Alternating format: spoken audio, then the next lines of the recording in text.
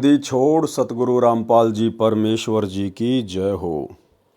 परम पिता परमात्मा सारी सृष्टि के रचनहार कुल मालिक असंख्य ब्रह्मांडों के स्वामी जगत गुरु तीनों लोकों में प्रवेश करके सबका भरण पोषण करने वाले राजाधिराज आत्माधार नाथों के नाथ देवों के देव महादेव सर्वेश्वर महेश्वर मृत्युंजय अजरो अमर आदि अनादि सनातनी प्रभु जगत पिता जगदीश्वर श्री श्री 1008 की उपाधि के वास्तविक अधिकारी अकाल मूरत शब्द स्वरूपी राम वासुदेव सर्वगतम ब्रह्म परम पूज्य प्रथम पूज्य परम संत परम पुरुष परम धनी परम दयालु सत्य कबीर हक्का कबीर अल्लाहु अकबर बाखबर अल्लाह ताला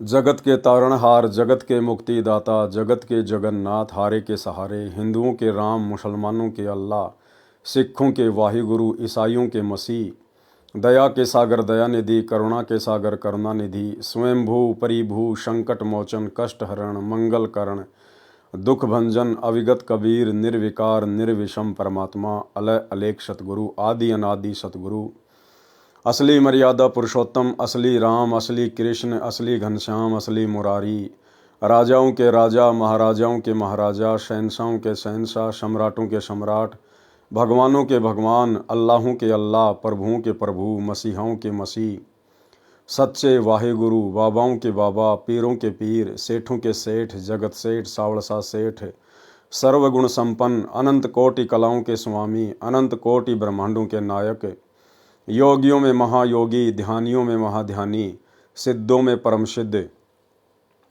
ज्ञानियों में तत्वज्ञानी ब्रह्म ज्ञानी महाज्ञानी परम ज्ञानी सर्वश्रेष्ठ ज्ञानी विज्ञानी युवा कबीर समर्थ कबीर असमवात अमित ओझा सच्चे रहनुमा करीम अल्लाह सुभान अल्लाह दुनिया के अंतिम पैगंबर 8 सितंबर 1951 से गांव धनाना जिला सोनीपत हरियाणा भारतवर्ष की पावन भूमि पे प्रकट रियल कल्कि भगवान श्री नारायण साकार हरि श्री बाबा साहेब शब्द स्वरूपी राम संत शिरोमणि सतगुरु रामपाल जी परमेश्वर जी के चरण कमल में साध संगति से जुड़े हुए देश विदेश से हम सभी सत्सेवक भाई बहनों का अनंत कोटि दंडवत प्रणाम। सत्साई भाई और बहनों, दया पूज्य गुरुदेव की सतगुरु रामपाल जी परमात्मा की जिनके विशेष आशीर्वाद से जिनके शुभ आशीर्वाद से आप और हम सभी साध संगति से जुड़े हुए सत्सेवक भाई बहन अपनी आत्मा के कल्याणार्थ हेतु भक्ति मार्ग पर दृढ़ता के साथ गुरुदेव भगवान के तत्व ज्ञान को आधार बनाकर निरंतर आगे की ओर बढ़ रहे हैं।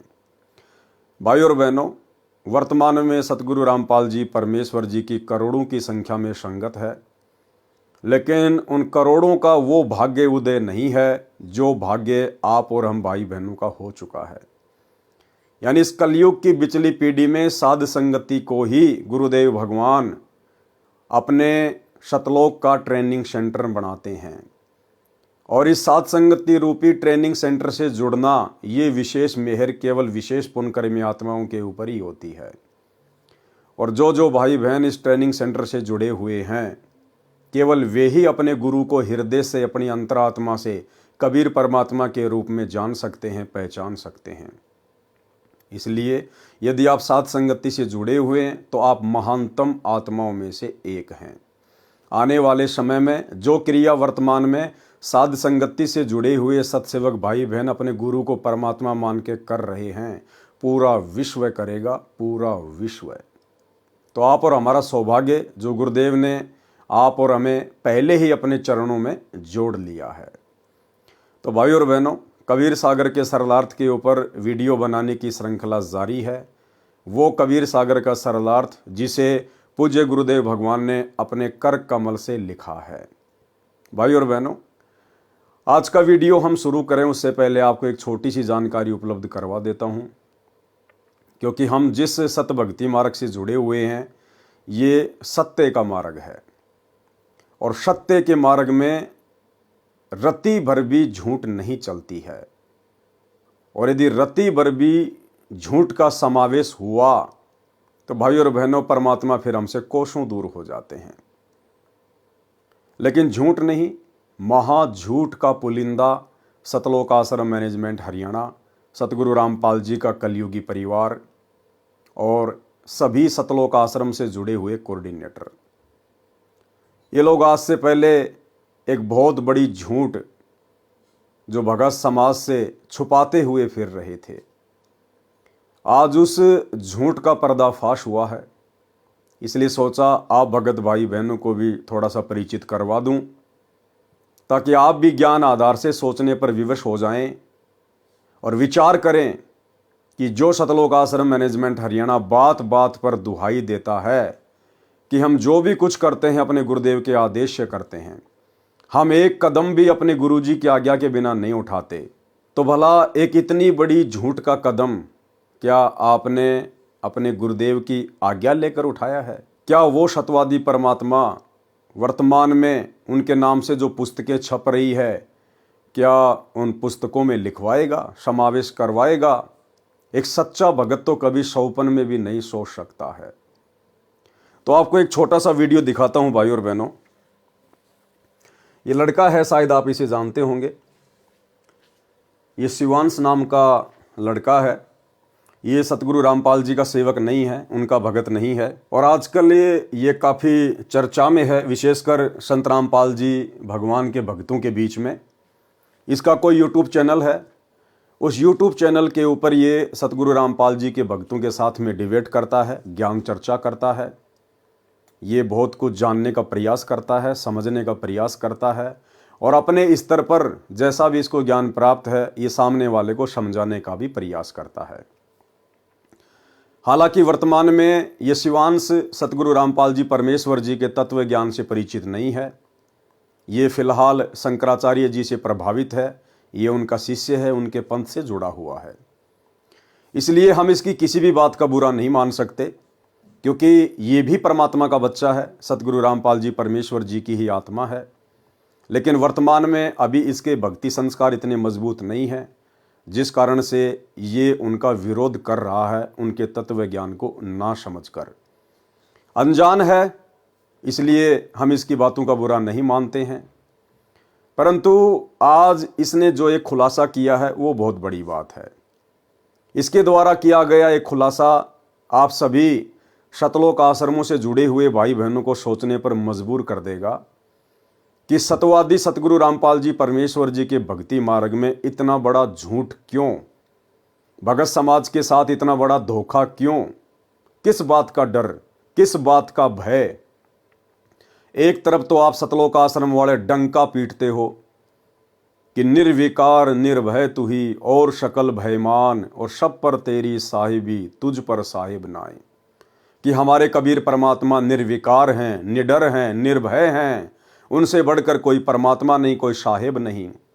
तो भाई ऐसे निर्भय, निडर, निर्विकार कबीर परमात्मा की शरण में आने के बाद उनकी भक्ति करते करते फिर भाई गुरुदेव भगवान के कलयुगी परिवार को, सतलोक आश्रम मैनेजमेंट हरियाणा को भला किस बात का डर सता रहा था, जो जीने की राह जैसी पुस्तक और अंधश्रद्धा खतरा भक्ति ये ज्ञान, इन पुस्तकों में एड्रेस ही गलत लिख दिया, झूठा एड्रेस लिख दिया। ये शिवांश नाम का लड़का जब इसने देखा कि जीने की राह पुस्तक के ऊपर एक तरफ तो C 117 Bawana industrial area Jaipur लिखा हुआ है, और दूसरी जीने की राह पुस्तक के ऊपर C 117 बवाना इंडस्ट्रियल एरिया नई दिल्ली लिखा हुआ है। तो जयपुर में तो बवाना नाम की कोई जगह नहीं है, ना ऐसा कोई यहाँ पर औद्योगिक क्षेत्र है।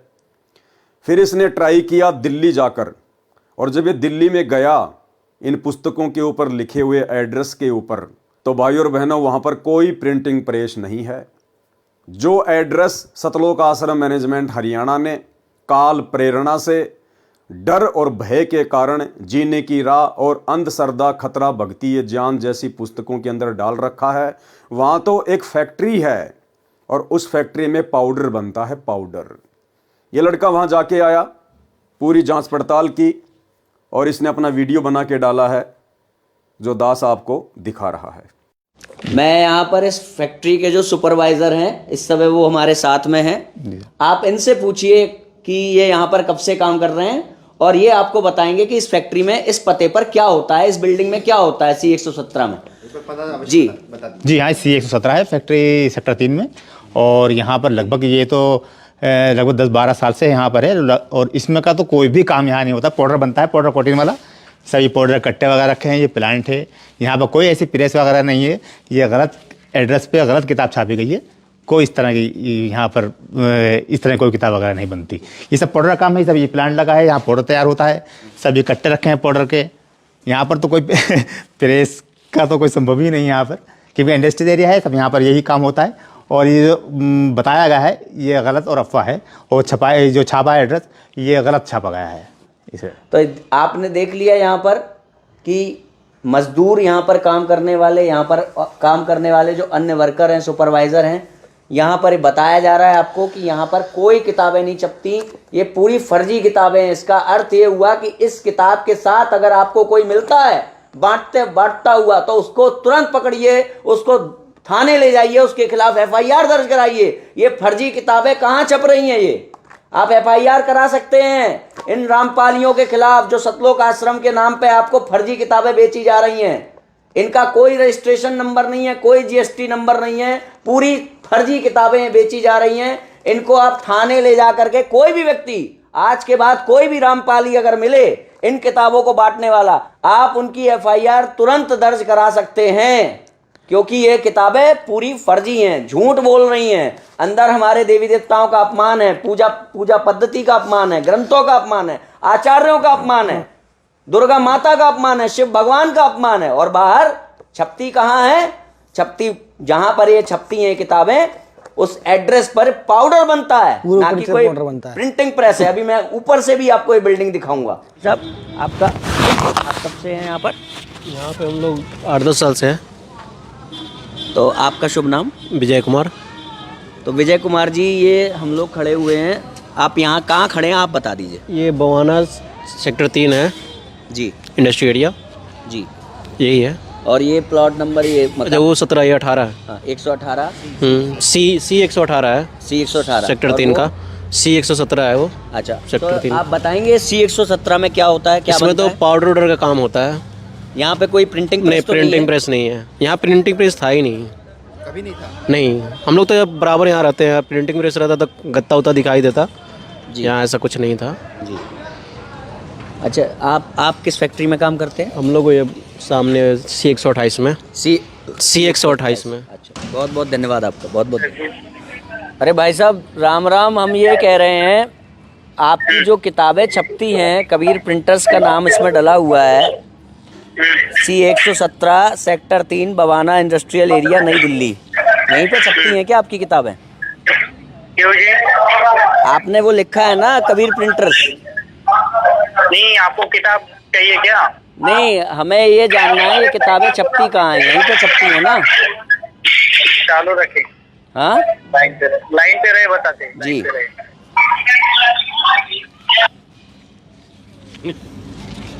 हो गया। हाँ बोलिए जी, क्या जानकारी चाहिए आपको उस बारे की? भाई साहब, हम ये कह रहे हैं, आपका ये कबीर प्रिंटर्स को देखने हम आए थे, हम खड़े हुए हैं इस समय C 117 sector 3 Bawana industrial area नई दिल्ली। यहाँ पर पाउडर बन रहा है, यहाँ पर तो कबीर प्रिंटर सही नहीं। कहाँ है आपका आपने कबीर कौन प्रिंटर? सी किताब देखी आपने? कहाँ पे किताब देखी आपने? अंधश्रद्धा, तो किताब पे हाँ? अंधश्रद्धा भक्ति खतराए जान। अंधश्रद्धा खतरा भक्ति जाने क्या?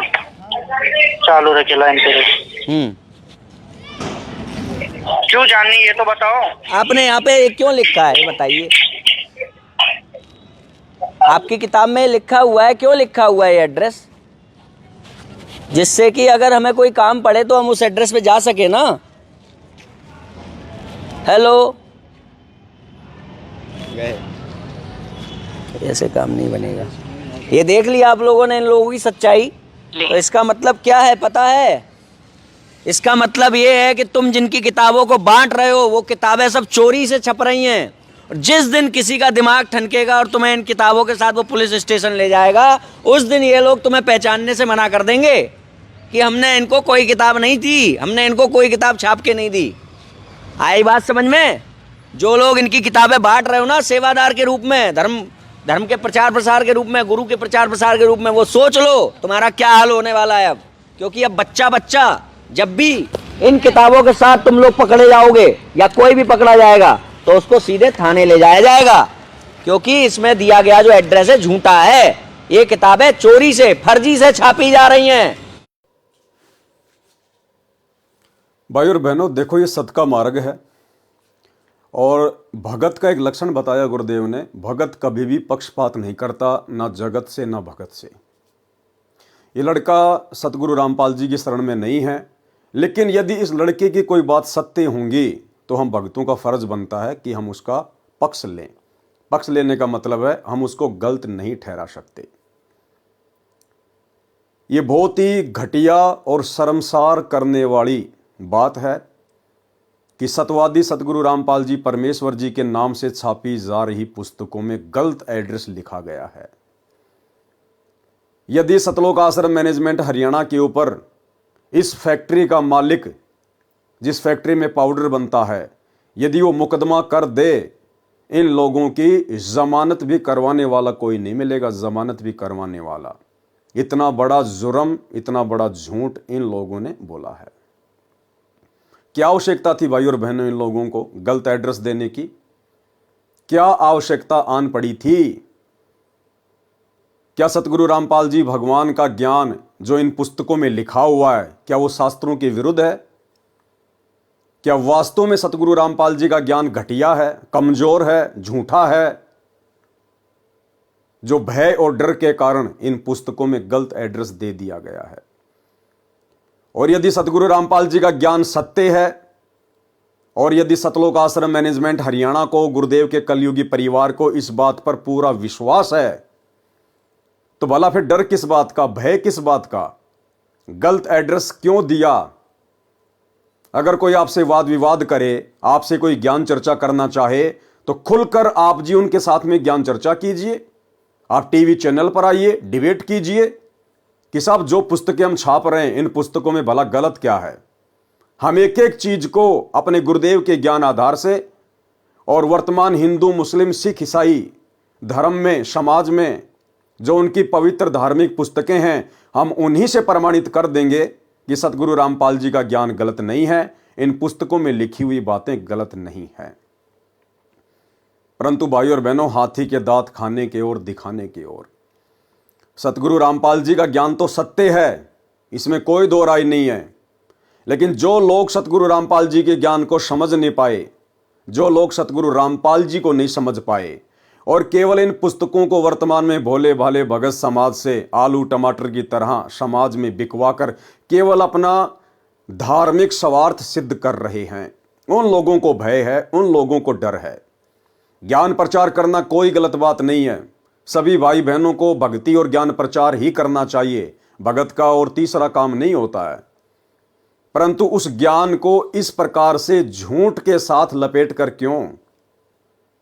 ना ये पुस्तकें गलत, इन पुस्तकों में जिस महापुरुष का ज्ञान है, ना वे सतगुरु रामपाल जी भगवान गलत, ना बेचारे भोले भाले भगत जो इन पुस्तकों को बांट रहे हैं वो गलत। फिर भाई इतना बड़ा झूठ क्यों? क्योंकि गलत है सतगुरु रामपाल जी परमेश्वर जी का कलयुगी परिवार, गलत है सतलोक आश्रम मैनेजमेंट हरियाणा, जिनको अपने गुरुदेव भगवान के ऊपर विश्वास नहीं है, जिनको अपने गुरुदेव की शत भक्ति पे विश्वास नहीं है।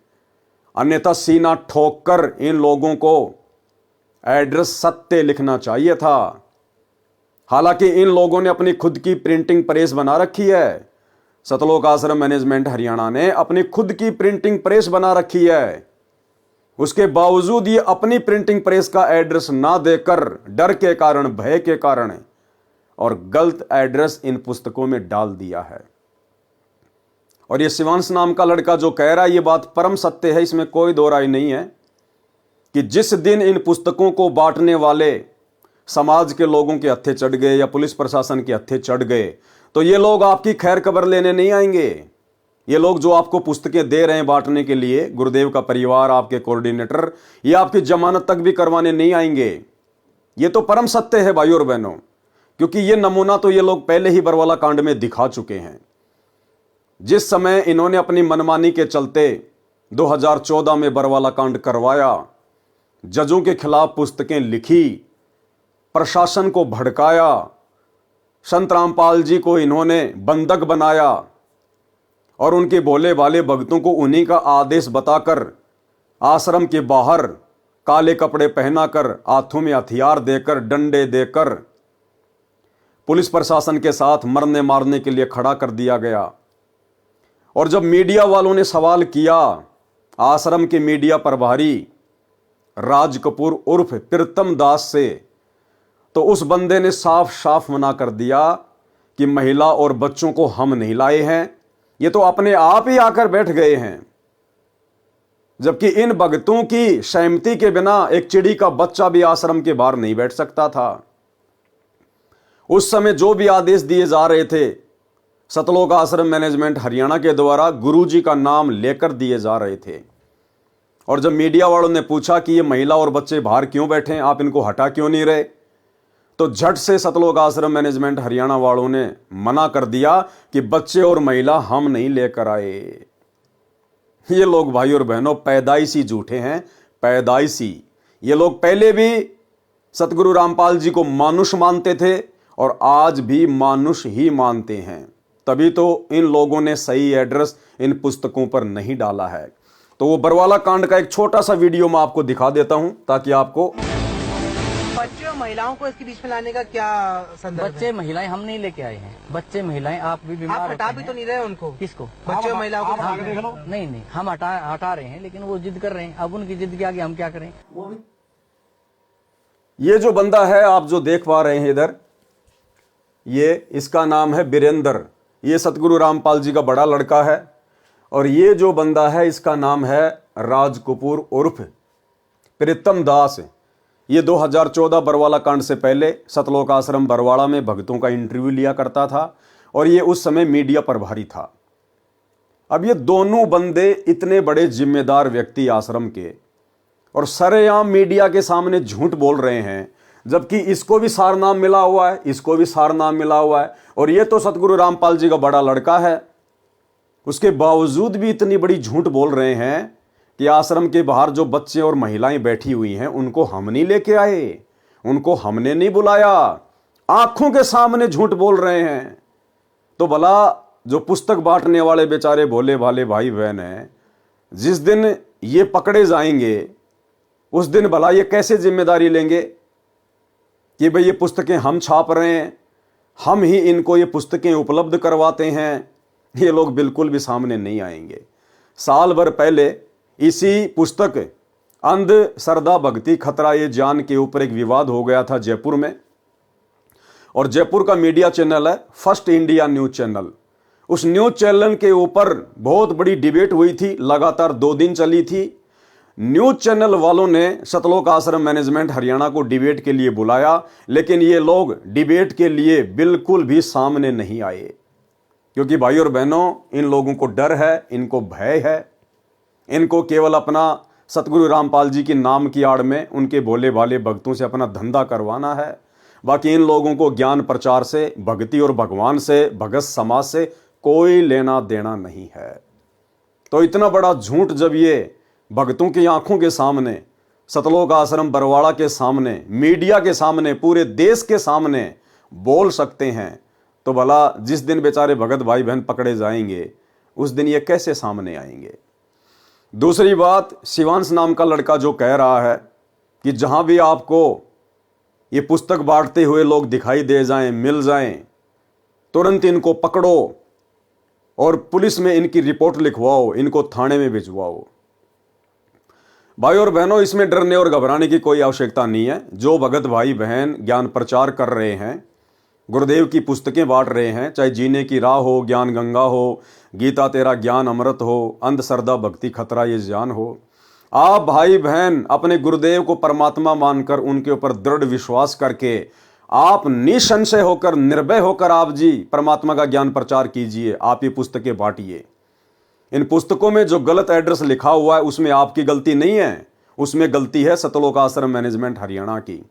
लेकिन आपका जो मकसद है, आपका जो टारगेट है, केवल गुरुदेव का ज्ञान प्रचार करना है। इसलिए आपके साथ परमात्मा पल पल है, पल पल। कोई ऐसी अनहोनी घटना परमात्मा घटित नहीं होने देगा। और यदि समाज में किसी ने आपको रोका टोका, आपके ऊपर मुकदमा करवाया, तो कोई बड़ी बात नहीं है। आज से पहले भी बहुत सारे मुकदमे भगत भाई बहनों के ऊपर हो रहे हैं, चल रहे हैं। कुछ नहीं बिगाड़ सकता ये समाज हमारा, क्योंकि परमात्मा कहते हैं सिर पर साईं सत्य है तो को क्या भय रे। हमारे सर पर, हमारे शीश पर हमारे पूज्य गुरुदेव भगवान जो स्वयं कबीर परमात्मा है वो बैठे हुए हैं। कोई माई का लाल हमारा बाल बाका नहीं कर सकता। और यदि फिर भी कोई इन पुस्तकों को लेकर डिबेट करना चाहे मीडिया चैनल पर, तो मैं पवन दास 24 हावर मेरे गुरुदेव भगवान के ज्ञान को लेकर आप लोगों से ज्ञान चर्चा करने के लिए तैयार हूं। सतलोक आश्रम मैनेजमेंट हरियाणा, गुरुदेव का कलयुगी परिवार, कोऑर्डिनेटर, आश्रम संचालक, ये ना कभी पहले सामने आए थे, ना वर्तमान में आ रहे हैं, ना आगे कभी ज्ञान चर्चा करने के लिए आएंगे, क्योंकि इनको खुद को पूरा ज्ञान नहीं है। इनको खुद को विश्वास नहीं है कि हमारा गुरु ही परमात्मा है और उनका ज्ञान परम सत्य है। इसलिए अगर आपको लगे कि यह ज्ञान गलत है, इस ज्ञान का कोई जो है सिर पैर नहीं है, तो मैं पवन दास अपने गुरुदेव भगवान सतगुरु रामपाल जी परमेश्वर जी के आशीर्वाद से आप जिस भी न्यूज चैनल पर डिबेट करना चाहें, मैं 24 हावर तैयार हूं। 82 73 84 95 60 ये मेरा मोबाइल नंबर है। आप मुझे व्हाट्सएप पर मैसेज करके भी सूचित कर सकते हैं और आप मुझे कॉल भी कर सकते हैं। मैं अपने गुरुदेव के ज्ञान को लेकर कभी भी डिबेट करने के लिए तैयार हूं। तो भाई और बहनों, डरने और घबराने की जरूरत नहीं है। ये तो काल प्रेरणा से इस प्रकार की आपदाएं इस भक्ति मार्ग में भगतों के ऊपर ना जाने आती रही हैं, आती रहेंगी, क्योंकि काल कभी भी परमेश्वर के मार्ग को इतनी आसानी से आगे नहीं बढ़ने देना चाहता है। लेकिन वो परमात्मा का बेटा है, परमात्मा का बच्चा है, वो परमात्मा से बाहर नहीं चल सकता, उसकी सोच इतनी नहीं है। इसलिए हमें डरने और घबराने की जरूरत नहीं है। आप अपने गुरुदेव को साक्षी मानकर, आप अपने गुरुदेव भगवान के ऊपर विश्वास करके ज्ञान प्रचार कीजिए, अपनी भक्ति कीजिए। कहीं शौपन में भी आपको धोखा नहीं मिलेगा। और यदि आपने विश्वास किया अपने कोऑर्डिनेटरों के ऊपर, गुरुदेव के बेटा बेटी भाई बंधु रिश्तेदारों के ऊपर, तो भाई धोखा ही धोखा है, धोखा ही धोखा। तो भाई और बहनों, ये कुछ बातें आपके सामने थी जो दास ने रखनी बहुत जरूरी थी, ताकि आप लोग भी अपडेट रहें कि सतवादी सतगुरु रामपाल जी परमेश्वर जी के सत भक्ति मार्ग में ये झूठ का समावेश कौन कर रहा है। क्या हमारे गुरुदेव भगवान इस प्रकार का झूठा आदेश अपने भक्तों को देंगे कि भाई मेरी पुस्तकों के ऊपर जिनमें ज्ञान सत्य है और एड्रेस तुम झूठा लिख दो। हम शौपन में भी नहीं सोच सकते, शौपन में भी, क्योंकि हमारे गुरुदेव सतवादी हैं। सतवादी के चरणों की मैं सर पर डारूं धूर, 84 निश्चय मिटे पहुंचूं तख्त हजूर। तो ये झूठ का पुलिंदा सतगुरु रामपाल जी परमेश्वर जी का कलयुगी परिवार है, सतलोक आश्रम मैनेजमेंट हरियाणा है। उसके बाद भाई और बहनों, सतलोक आश्रम मैनेजमेंट हरियाणा वालों ने इस शिवांश नाम के लड़के के ऊपर एक वीडियो बनाया है। और वीडियो इन्होंने अपने एक यूट्यूब चैनल सा न्यूज़ चैनल के ऊपर डाला है। और इन्होंने ये इस प्रकार का एक पोस्टर बनाया है, ये वाला पोस्टर। इन्होंने इस प्रकार का ये पोस्टर जो है बनाया है, इस शिवांश नाम के लड़के के ऊपर बनाया है। भाई और बहनों, सतगुरु रामपाल जी परमेश्वर जी ने अपना अनमोल तत्व ज्ञान देकर आप और हमें इतना सक्षम बना दिया है कि यदि ब्रह्मा विष्णु महेश भी हमारे साथ में इस ज्ञान को लेकर डिबेट करने के लिए धरती पर उतरें, तो वे मुंह की खाकर ही जाएंगे। फिर भला ऐसे छोटे मोटे बच्चों से क्या डरना, क्या घबराना। लेकिन सतलोक आश्रम मैनेजमेंट हरियाणा ने फिर एक घटिया हरकत की है। इन्होंने अपने सा न्यूज चैनल के ऊपर एक वीडियो वायरल किया है शिवांश नारायण को लेकर, और ये इस प्रकार का पोस्टर बनाया है। ये पोस्टर जो आप जी देख रहे हैं, ये इस प्रकार का एक ये पोस्टर है जो उन्होंने बनाया है। और इस पोस्टर में भाई और बहनों, सतलोक आश्रम मैनेजमेंट हरियाणा ने इस शिवांश नाम के लड़के के सर में 2 सींग लगा दिए हैं, लंबे लंबे दांत लगा दिए हैं, आंखें उसकी बिल्कुल काली काली कर दी है। एक प्रकार से राक्षस जैसा चेहरा बनाया है, राक्षस जैसा। भाई और बहनों, हम साथ संगति से जुड़े हुए सत्सेवक भाई बहन इस प्रकार की किसी भी घटिया हरकत का समर्थन नहीं करते हैं। ये सतगुरु रामपाल जी परमेश्वर जी के भक्ति मार्ग में उचित नहीं है। ज्ञान का जवाब ज्ञान से देना चाहिए।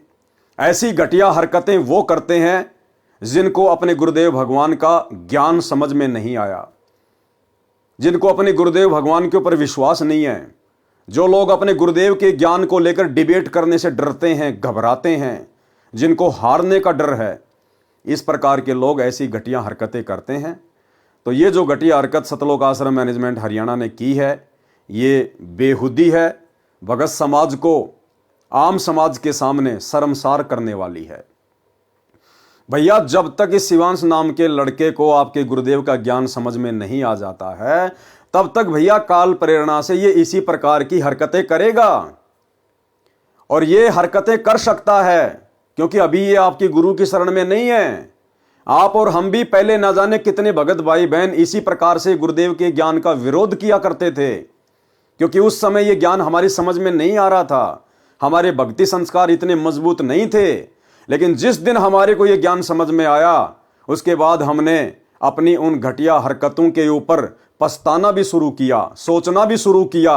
बारंबार हमने गुरुदेव भगवान से भी माफी मांगी। तो भाई, आज नहीं तो कल ये भी तो परमात्मा का बच्चा है, उसी परमेश्वर की आत्मा है। आज नहीं समझ पा रहा तो क्या हुआ, कल को तो समझेगा। उस समय आप लोग इसको क्या मुंह दिखाओगे? यही शिवांश नाम का लड़का जब आप लोगों से सवाल करेगा कि भैया मुझे तो उस समय गुरुजी का ज्ञान समझ में नहीं आ रहा था, अरे आप तो मेरे गुरु भाई बहन थे, आप लोग तो मेरे से पहले गुरु को समझ चुके थे, गुरु के ज्ञान को समझ चुके थे, तो आप लोगों ने मेरी बातों का मेरे सामने आकर मेरे साथ में डिबेट करके आप लोगों ने ज्ञान का जवाब ज्ञान से ना देकर, मेरी शंकाओं का समाधान ना करके, और आपने इस प्रकार से मेरे सर पर सींग लगाकर राक्षस जैसा चेहरा बनाकर समाज के सामने डालकर आपने ऐसी घटिया और बेहुदा हरकत क्यों की? तो भाई और बहनों, साथ संगति से जुड़े हुए भाई बहन इस प्रकार की घटिया हरकत का बिल्कुल भी समर्थन नहीं करते हैं।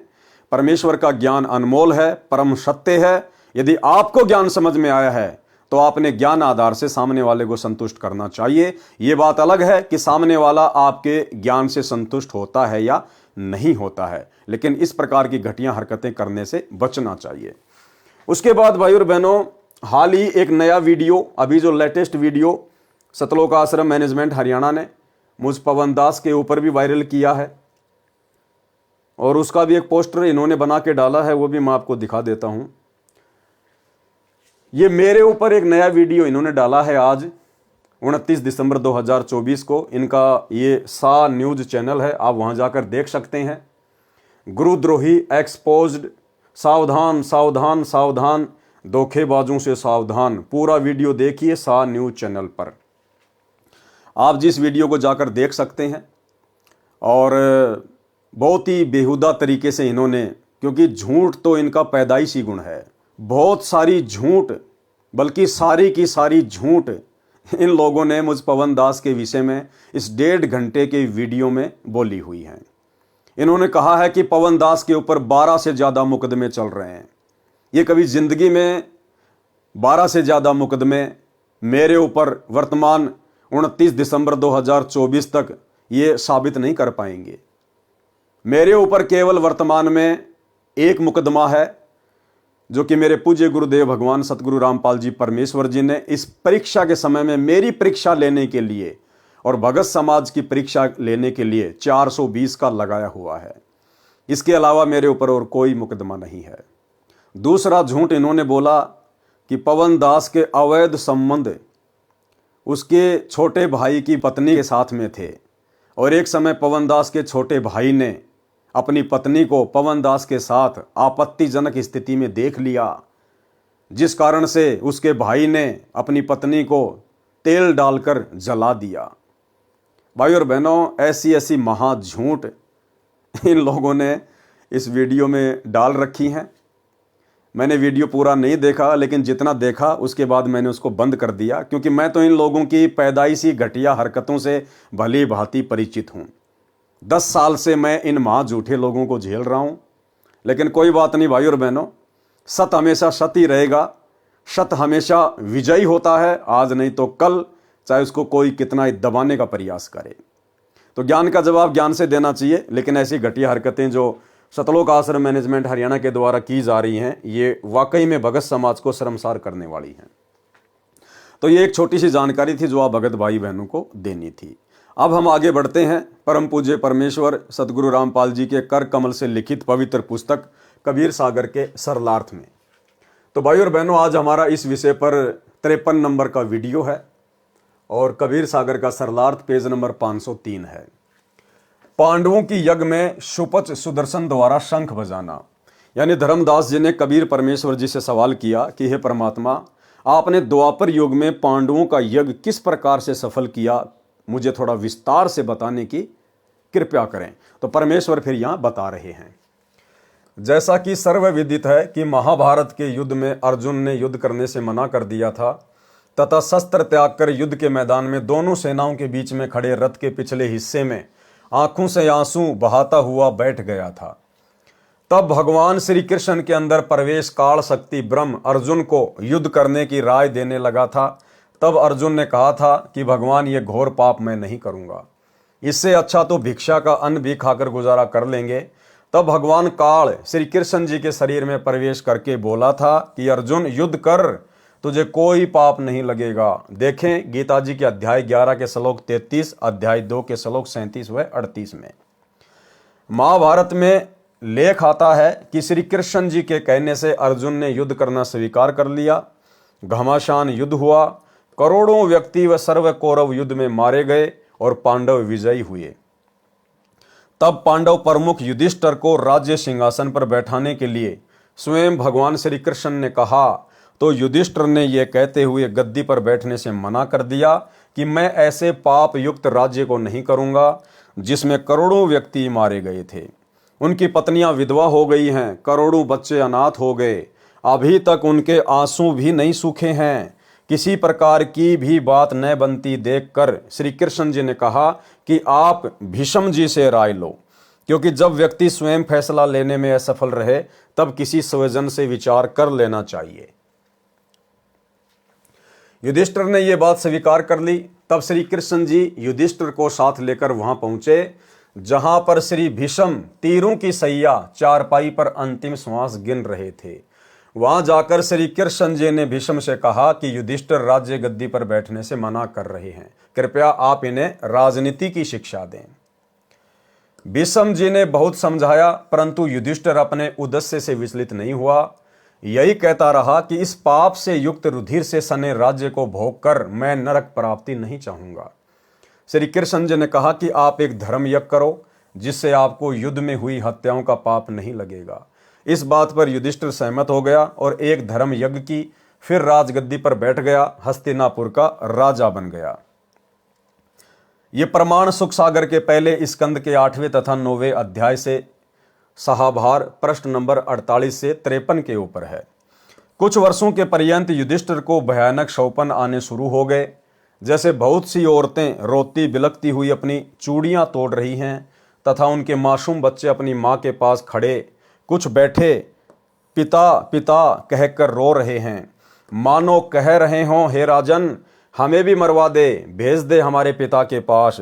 कई बार बिना शीश के धड़ दिखाई देते हैं, किसी की गर्दन कहीं पड़ी है, धड़ कहीं पड़ा है, हाहाकार मची हुई है। युधिष्ठिर की नींद उचट जाती, घबरा कर बिस्तर पर बैठकर हाँपने लग जाता, सारी सारी रात बैठकर या महल में घूमकर व्यतीत करता है। एक दिन द्रौपदी ने बड़े पति की यह दशा देखी, परेशानी का कारण पूछा तो युधिष्ठिर कुछ नहीं कहकर टाल गए। जब द्रौपदी ने कई रात्रियों में युधिष्ठिर की यह दुर्दशा देखी तो एक दिन चारों अर्जुन, भीम, नकुल, सहदेव को बताया कि आपका बड़ा भाई बहुत परेशान है, कारण पूछो। तब चारों भाइयों ने बड़े भैया से प्रार्थना करके पूछा कि कृपया परेशानी का कारण बताओ। ज्यादा आग्रह करने पर अपनी सर्व कहानी सुनाई। पांचों भाई इस परेशानी का कारण जानने के लिए भगवान श्री कृष्ण जी के पास गए तथा बताया कि बड़े भैया युधिष्ठिर जी को भयानक शौपन आ रहे हैं, जिनके कारण उनकी रात्रि की नींद व दिन का चैन व भूख समाप्त हो गई है। कृपया कारण व समाधान बताएं। सारी बात सुनकर श्री कृष्ण जी बोले, युद्ध में किए हुए पाप परेशान कर रहे हैं, इन पापों का निवारण यज्ञ से होता है। गीता जी के अध्याय 3 के श्लोक 13 का हिंदी अनुवाद, यज्ञ में प्रतिष्ठित इष्ट अर्थात पूर्ण परमात्मा को भोग लगाने के बाद बने प्रसाद को खाने वाले श्रेष्ठ पुरुष सब पापों से मुक्त हो जाते हैं। और भाई और बहनों, ये प्रोसीजर वर्तमान में गीता जी अध्याय 3 श्लोक नंबर 13 के अनुसार कि यज्ञ में प्रतिष्ठित पूर्ण परमात्मा यानी अपने इष्ट को भोग लगाने के बाद बचा हुआ अन्न खाने से, भोजन खाने से प्राणी सर्व पाप कर्मों से रहित हो जाता है। इस प्रोसीजर से वर्तमान में यदि इस पूरी पृथ्वी पर कोई भक्ति कर रहा है तो केवल साध संगति से जुड़े हुए सत्सेवक भाई बहन कर रहे हैं, क्योंकि दुनिया वालों को तो अभी तक वैसे ही नहीं पता कि पूर्ण परमात्मा कौन है, एकमात्र इष्ट कौन है, जिसके लिए गीता जी अध्याय 3 श्लोक 13 में वो श्लोक लिखा गया है। दूसरी बात, सतलोक आश्रम मैनेजमेंट हरियाणा से जुड़े हुए भाई बहन, इनको अपने गुरुदेव में सतगुरु रामपाल जी में पूर्ण परमात्मा दिखाई नहीं देता, ये उनको अपना इष्ट नहीं मानते। सतलोक आश्रमों से जुड़े हुए भाई बहन अपना इष्ट, अपना परमात्मा मानते हैं एक दाढ़ी मूछ वाली कबीर जी की समझे जाने वाली नकली मुर्दा फोटो को। इसलिए भाई और बहनों, ये सौभाग्य केवल सत्सेवक भाई बहनों को प्राप्त है, क्योंकि हम सत्सेवक भाई बहन ही अपने गुरु जी को इष्ट रूप में मानकर घर घर में उनका आसन लगाकर, घर को ही आश्रम बनाकर, ज्ञान को आधार बनाकर अपने गुरुदेव को गीता अध्याय 3 श्लोक 13 के अनुसार इष्ट मानकर प्रतिदिन भोग लगाकर ही अन्न जल ग्रहण करते हैं। इसलिए सतगुरु रामपाल जी परमेश्वर जी की लाखों करोड़ों की संगत में से वर्तमान में पूर्णतया पाप नाशक भक्ति केवल सत्सेवक भाई बहन ही कर रहे हैं। गीता जी के अध्याय 3 के श्लोक 13 का हिंदी अनुवाद, यज्ञ में प्रतिष्ठित इष्ट अर्थात पूर्ण परमात्मा को भोग लगाने के बाद बने प्रसाद को खाने वाले श्रेष्ठ पुरुष सब पापों से मुक्त हो जाते हैं। जो पापी लोग अपना शरीर पोषण करने के लिए ही अन्न पकाते हैं, वे तो पाप को ही खा रहे हैं। तो सत्सेवकों को छोड़कर बाकी दुनिया वाले और सतलोक आश्रमों से जुड़े हुए भाई बहन केवल पाप ही खा रहे हैं, अर्थात यज्ञ करके सर्व पापों से मुक्त हो जाते हैं। और कोई चारा न देखकर पांडवों ने श्री कृष्ण जी की सलाह स्वीकार कर ली। यज्ञ की तैयारी की गई। सर्व पृथ्वी के मानव, ऋषि, सिद्ध, साधु व स्वर्ग लोक के देव भी आमंत्रित करने को श्री कृष्ण जी ने कहा कि जितने अधिक व्यक्ति भोजन पाएंगे उतना ही अधिक पुण्य होगा। इसलिए भाई और बहनों, भंडारों में हम लोगों ने भोजन नहीं खाना चाहिए। किसी भी धार्मिक अनुष्ठान में जो हमारे इष्ट, हमारे पूज्य गुरुदेव के निमित्त ना हो, हमने वहां पर जल भी ग्रहण नहीं करना चाहिए। श्री कृष्ण जी क्या कह रहे हैं कि पृथ्वी के सभी प्राणियों को आमंत्रित कर दो। जितने ज्यादा लोग भंडारा खाएंगे तुम्हारे पाप कर्म उतने ही हल्के होंगे। अर्थात जो जो लोग वो भंडारा खाएंगे उसी अनुपात में युधिष्ठिर के पाप कर्म उन भंडारा करने वाले लोगों के हिस्से में चले जाएंगे। इसलिए हम सतगुरु रामपाल जी परमेश्वर जी के भक्तों ने जो धार्मिक अनुष्ठान हमारे गुरुजी के निमित्त ना हो, उसके अलावा हमने किसी भी देवी देवता या अन्य कोई भी जागरण हो, कुछ भी हो, हमने वहां पर भंडारा तो छोड़िए जल भी ग्रहण नहीं करना चाहिए। अन्यथा हम मर्यादाहीन हो जाएंगे और दुनिया भर का पाप जो 3 लोक का भार उन अनउपदेशी लोगों के सिर पर काल ने रखा हुआ है वो हम अपने सिर पर ले लेंगे। श्री कृष्ण जी ने कहा कि जितने अधिक व्यक्ति भोजन पाएंगे उतना ही अधिक पुण्य होगा, परंतु संतों व भक्तों से विशेष लाभ होता है। उनमें भी कोई परम शक्ति युक्त संत होगा, वह पूर्ण लाभ दे सकता है। तथा यज्ञ पूर्ण होने का साक्षी एक 5 मुख वाला पंचजन्य शंख एक सुसज्जित ऊंचे आसन पर रख दिया जाएगा।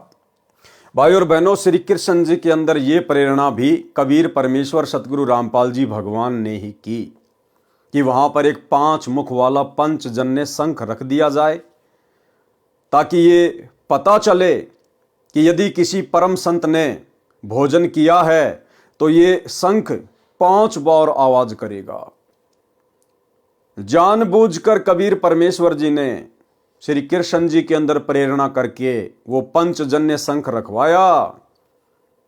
इन 12 करोड़ ब्राह्मणों को, 9 नाथों, 84 सिद्धों, 88,000 ऋषियों को और 33 करोड़ देवी देवताओं सहित सूक्ष्म रूप में ब्रह्मा विष्णु महेश को असफल सिद्ध करने के लिए, ताकि दुनिया को पता चले कि जो भक्ति तुम कर रहे हो, जिन भगवानों को भगवान मान के तुम भक्ति कर रहे हो, जिन साधु संत महात्मा मंडलेश्वरों की शरण में तुम मोक्ष प्राप्ति की उम्मीद लगाए बैठे हो, ये सब के सब भक्ति से खाली हैं। ये सब के सब काल की गोद में खेल रहे हैं। इनके भोजन करने से शंख नहीं बजा। और उसके बाद में कबीर परमेश्वर अपने भगत सुपच सुदर्शन के रूप में स्वयं आए भोजन करने के लिए। उस समय वो शंख बजा ताकि परमेश्वर की महिमा पूरे संसार में हो। और आने वाले समय में जब भक्ति युग आएगा, जब कलयुग की पिछली पीढ़ी आएगी, जब कलयुग का 5505 वर्ष वाला वो समय आएगा, उस समय जो आत्मा उस कबीर परमात्मा सतगुरु रामपाल जी की शरण में आएंगी, तो उन आत्माओं के सामने एक उदाहरण पेश किया जा सके। उन आत्माओं को ये कथाएं सुन के दृढ़ विश्वास हो जाए कि केवल कबीर परमात्मा ही सर्वशक्तिमान है, इसके अलावा किसी भी भगवान की भक्ति करने से मोक्ष प्राप्त नहीं किया जा सकता। एकमात्र कबीर परमेश्वर सतगुरु रामपाल जी के अलावा बाकी कोई भी देवी देवता ब्रह्मा विष्णु महेश समर्थ नहीं है। तथा यज्ञ पूर्ण होने का साक्षी एक 5 मुख वाला पंचजन्य शंख एक सुसज्जित ऊंचे आसन पर रख दिया जाएगा। तथा जब इस यज्ञ में कोई परम शक्ति युक्त संत भोजन खाएगा तो यह शंख स्वयं आवाज करेगा। इतनी गूंज होगी कि पूरी पृथ्वी पर तथा स्वर्ग लोक तक आवाज सुनाई देगी। यज्ञ की तैयारी हुई। निश्चित दिन को सर्व आदरणीय आमंत्रित भगतगण 88,000 ऋषि, 33 करोड़ देवता, 9 नाथ, 84 सिद्ध, ब्रह्मा विष्णु शिव आदि पहुंच गए। यज्ञ कार्य शुरू हुआ। बाद में सबने यज्ञ का बचा प्रसाद भंडारा सर्व उपस्थित महानुभावों व भक्तों तथा जनसाधारण को खिलाया। स्वयं भगवान श्री कृष्ण जी ने भी भोजन खा लिया, परंतु शंख नहीं बजा। शंख नहीं बजा तो यज्ञ संपूर्ण नहीं हुई। उस समय युधिष्ठिर ने श्री कृष्ण जी से पूछा, हे मधुसूदन, शंख नहीं बजा, सर्व महापुरुषों व आगंतुकों ने भोजन पा लिया, कारण क्या है? श्री कृष्ण जी ने कहा कि इनमें कोई पूर्ण संत सतनाम व सारनाम उपासक नहीं है। तो भाई फिर श्री कृष्ण जी क्या रह गए? अरे श्री कृष्ण जी ने भी तो भोजन खा लिया। श्री कृष्ण उर्फ विष्णु।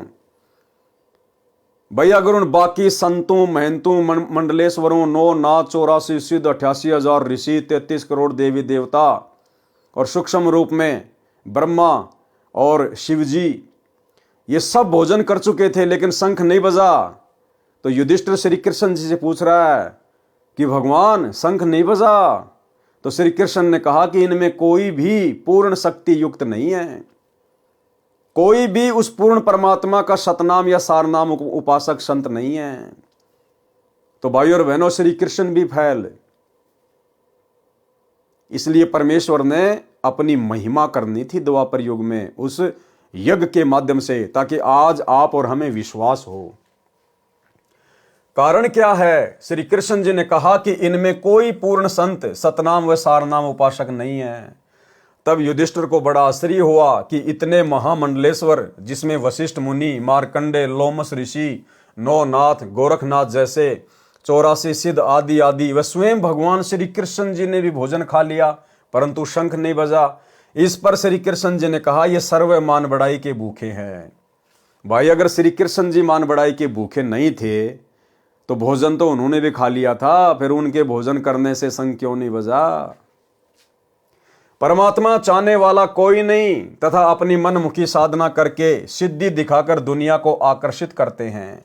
भोले लोग इनकी वाह वाह करते हैं तथा इनके इर्द गिर्द मंडराते हैं। ये स्वयं भी पशु जूनी में जाएंगे तथा अपने अनुयायियों को भी नरक में ले जाएंगे।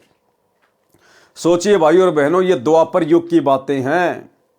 द्वापर युग के साधु संत महात्मा ऋषि मंडलेश्वर आचार्य ये वर्तमान कलयुग के आचार्य और शंकराचार्य से तो लाखों गुना ज्यादा उत्तम, शुद्ध और पाक थे और वेदों के अनुसार साधना किया करते थे। सोचिए, जब उन लोगों के भोजन करने से शंख नहीं बजा, अर्थात उस समय धरती पर उन 9 नाथ 84 सिद्धों में, 33 करोड़ देवी देवताओं में, ब्रह्मा विष्णु महेश में कोई पूर्ण शक्ति युक्त नहीं था, कोई पूर्ण परमात्मा का सतनाम और सारनाम उपासक नहीं था। तो वर्तमान में जो आचार्य शंकराचार्य हैं, दिन भर में कोई 10 यूट्यूब पर नए आचार्य बनते हैं। भला वर्तमान के इन साधु संत महात्माओं की क्या विशाद, क्या औकात कि इनकी ओट लेकर, इनकी शरण में आकर टूटी फूटी आदि अधूरी भक्ति करके आप जी 84 लाख योनियों और नरक के महादुख से बच सकते हैं, कभी शौपन में नहीं बच सकते। गरीब साहिब के दरबार में गाहक कोटि अनंत, 4 चीज ये चाहते, रिद्धि सिद्धि मान महंत। गरीब ब्रह्मरंध्र के घाट को खोलत है कोई एक, द्वारे से फिर जाते हैं ऐसे बहुत अनेक। गरीब बीजक की बाता कहें बीजक नाही हाथ, पृथ्वी डोबन उतरे कह कह मीठी बात। गरीब बीजक की बाता कहें बीजक नाही पास, औरों को प्रमोद ही आपन चले निराश। प्रमाण के लिए गीता जी के कुछ श्लोक। गीता अध्याय 9 श्लोक 20। इसका सारांश क्या है? केवल हिंदी अनुवाद। तीनों वेदों में विधान सोम रस को पीने वाले पाप रहित पुरुष मुझको यज्ञों के द्वारा पूज्य देव के रूप में पूजकर स्वर्ग की प्राप्ति चाहते हैं। वे पुरुष अपने पुण्यों के फलस्वरूप स्वर्ग लोक को प्राप्त होकर स्वर्ग में दिव्य देवताओं के भोगों को भोगते हैं। अध्याय 9 श्लोक 21 केवल हिंदी अनुवाद। वे उस विशाल स्वर्ग लोक को भोगकर पुण्य क्षीण होने पर मृत्यु लोक को प्राप्त होते हैं, यानी वापस उनको पृथ्वी पे आना पड़ता है, गधा कुत्ता सुअर बनना पड़ता है। इस प्रकार तीनों वेदों में कहे हुए पूजा कर्मों का आश्रय लेने वाले और भोगों की कामनावश बार बार आवागमन को प्राप्त होते हैं। अध्याय 16 का श्लोक 17 केवल हिंदी अनुवाद। वे अपने आप को ही श्रेष्ठ मानने वाले घमंडी पुरुष धन और मान के मद से युक्त होकर केवल नाम मात्र के यज्ञों द्वारा पाखंड से शास्त्र विधि रहित पूजन करते हैं। अध्याय 16 श्लोक 18 केवल हिंदी अनुवाद। अहंकार, बल, घमंड, कामना और क्रोध आदि के परायण और दूसरों की निंदा करने वाले पुरुष प्रत्येक शरीर में परमात्मा आत्मा सहित तथा मुझसे द्वेष करने वाले होते हैं। अध्याय 16 का श्लोक 19 केवल हिंदी अनुवाद। उन द्वेष करने वाले पापाचारी और क्रूर कर्मी नराधामों को मैं संसार में बार बार आसुरी योनियों में ही डालता हूं। अध्याय 16 का श्लोक 20 केवल हिंदी अनुवाद। हे अर्जुन, वे मूर्ख मुझको न प्राप्त होकर ही जन्म जन्म में आसुरी योनियों को प्राप्त होते हैं, फिर उससे भी अति नीच गति को प्राप्त होते हैं, अर्थात भूत बनते हैं, प्रेत बनते हैं, गधे कुत्ते सुअर बनते हैं, अर्थात घोर नरक में पड़ते हैं। अध्याय 16 का श्लोक 23 केवल हिंदी अनुवाद। जो पुरुष शास्त्र विधि को त्याग कर अपनी इच्छा से मनमाना आचरण करता है वह न सिद्धि को प्राप्त होता है, न परम गति को और न सुख को ही। शेष कथा। श्री कृष्ण भगवान ने अपनी शक्ति से युधिष्ठिर को उन सभी महामंडलेश्वरों के आगे होने वाले जन्म दिखाए जिसमें किसी ने केंचुए का, किसी ने भेड़ बकरी, भैंस व शेर आदि के रूप धारण किए थे। जब युधिष्ठिर ने कहा कि भगवान इनमें ये जो बड़े बड़े नाथ धोके चुंडित मुंडित मंडलेश्वर शंकराचार्य 9 नाथ 84 सिद्ध 88,000 ऋषि जो सामने बैठे हुए, गले में बड़ी बड़ी रुद्राक्ष की माला डाल के, कोई हाथ में चिमटा लेके, क्या इनमें कोई भी सत्य साधना नहीं कर रहा? तब श्री कृष्ण जी ने अपनी शक्ति से युधिष्ठिर को दिव्य दृष्टि दी और कहा कि देख, इन बड़े बड़े मंडलेश्वरों के, शंकराचार्यों के आने वाले समय में क्या जीवन होंगे, यानी मृत्यु के बाद इनका अगला जन्म क्या होगा। तो युधिष्ठिर ने देखा कोई तो अपनी सीट पर गधा बन के बैठा है, कोई भैंस बन के, कोई शेर बन के, कोई मक्खी बन के, कोई केचुआ बन के। युधिष्ठिर की आंखें फटी की फटी रह गई कि परमात्मा बंद करो आपकी लीला, मुझे तो विश्वास नहीं हो पा रहा। तो श्री कृष्ण ने बोला भैया विश्वास हो ना हो यही परम सत्य है। श्री कृष्ण भगवान ने अपनी शक्ति से युधिष्ठिर को उन सर्व महामंडलेश्वरों के आगे होने वाले जन्म दिखाए जिसमें किसी ने केंचुए का, किसी ने भेड़ बकरी, भैंस व शेर आदि के रूप धारण किए थे। और भाई और बहनों देखो, आज हमें ये सारी बातें इस तत्व ज्ञान को आधार बनाने के बाद में समझ में आएंगी।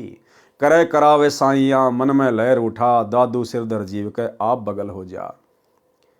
उस समय युधिष्ठिर को श्री कृष्ण जी के रूप में वो दिव्य दृष्टि देकर उन महामंडलेश्वरों के अगले जन्म दिखाने वाले कोई और नहीं थे, स्वयं कबीर परमात्मा सतगुरु रामपाल जी थे, जो आज आप और हम कलयुग की बिचली पीढ़ी वाले भक्तों को पूर्ण विश्वास दिलाना चाहते हैं कि इस दुनिया में कबीर परमेश्वर के अलावा किसी के पास भी सत भक्ति नहीं है। चाहे कोई कितना ही बड़ा शंकराचार्य क्यों ना बना बैठा है, अगले जन्म में 84 लाख में जाएगा। यह सब देखकर युधिष्ठिर ने कहा, हे भगवान, फिर तो पृथ्वी संत रहित हो गई है। भगवान श्री कृष्ण ने कहा, जब पृथ्वी संत रहित हो जाएगी तो यहां आग लग जाएगी, सर्व जीव जंतु आपस में लड़ मरेंगे। ये तो पूरे संत की शक्ति से संतुलन बना रहता है। समय समय पर मैं भगवान विष्णु पृथ्वी पर आकर राक्षसवर्ती के लोगों को समाप्त करता हूं, जिससे संत सुखी हो जाते हैं। जिस प्रकार जमींदार अपनी फसल से हानि पहुंचाने वाले अन्य पौधों को, झाड़ खरपतवार आदि को काट काट कर बाहर डाल देता है, तब वह फसल स्वतंत्रता पूर्वक फलती फूलती है। यानी ये संत उस फसल में सिंचाई का सुख प्रदान करते हैं। पूर्ण संत सबको समान सुख देते हैं। जिस प्रकार वर्षा व सिंचाई का जल दोनों प्रकार के पौधों, फसल व खरपतवार का पोषण करते हैं, उनमें सर्व जीव के प्रति दया भाव होता है। अब मैं आपको पूर्ण संत के दर्शन करवाता हूं। एक महात्मा काशी में रहते हैं, उनको बुलवाना है। अब भाई, यदि श्री कृष्ण जी को इस बात का पता था कि पूर्ण संत तो काशी में रहता है, तो भाई फिर वो 33 करोड़ देवी देवता, 88,000 ऋषि, 12 करोड़ ब्राह्मण, आम व्यक्ति, फिर उनको बुलाने की क्या आवश्यकता थी? यदि श्री कृष्ण को पहले पता था कि तुम्हारा यज्ञ तो उस काशी वाले एक पूर्ण संत से होगा, तो पहले जाके उसी के चरण पकड़ के क्यों ना ले आते? भाई और बहनों, ये सारा का सारा खेल कबीर परमात्मा सतगुरु रामपाल जी खेल रहे थे। श्री कृष्ण जी को तो पता भी नहीं। जिस प्रकार हस्तिनापुर की भरी सभा में द्रौपदी का चीर हरण किया जा रहा था, उस समय श्री कृष्ण जी तो अपनी पत्नी रुक्मणी के साथ में चौपड़ पासा खेल रहा था, शतरंज खेल रहा था। उस समय श्री कृष्ण का सूक्ष्म रूप बनाकर कबीर परमात्मा सतगुरु रामपाल जी वहां पर प्रकट हुए और अपनी प्यारी आत्मा की इज्जत रक्षा की, उसका चीर बढ़ाकर। तो ऐसे ही सारा खेल भाई और बहनों परमात्मा खेलता है। इन नीचे की शक्तियों को, इन अवतारों को, ब्रह्मा विष्णु महेश को, जब परमात्मा लीला करता है उनके रूप में, इनको आभास भी नहीं होता है। ये सोच रहे हैं कि हम ही कर रहे हैं, हम ही चल रहे हैं, लेकिन इनके रूप में वो परमात्मा सारा खेल खेल देता है। उसी को कहते हैं समर्थ, सतगुरु जो चाहे सो कर ही। अब मैं आपको पूर्ण संत के दर्शन करवाता हूं। एक महात्मा काशी में रहते हैं, उनको बुलवाना है। तब युधिष्ठिर ने कहा कि उस और संतों को आमंत्रित करने का कार्य भीमसेन को सौंपा था। पूछते हैं कि वह उन महात्मा तक पहुंचा या नहीं। भीमसेन को बुलाकर पूछा तो उसने बताया कि मैं उससे मिला था। उनका नाम शौपत सुदर्शन है, वाल्मीकि जाति में गृहस्थी संत है, एक झोपड़ी में रहता है। उन्होंने यज्ञ में आने से मना कर दिया। इस पर श्री कृष्ण जी ने कहा कि संत मना नहीं किया करते, सर्व वार्ता जो उनके साथ हुई वह बताओ।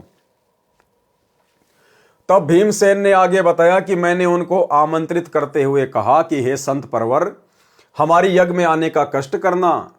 उनको पूरा पता बताया। उसी समय वे सुदर्शन संत जी कहने लगे, भीमसेन, आपके पाप के अन्न को खाने से संतों को दोष लगेगा।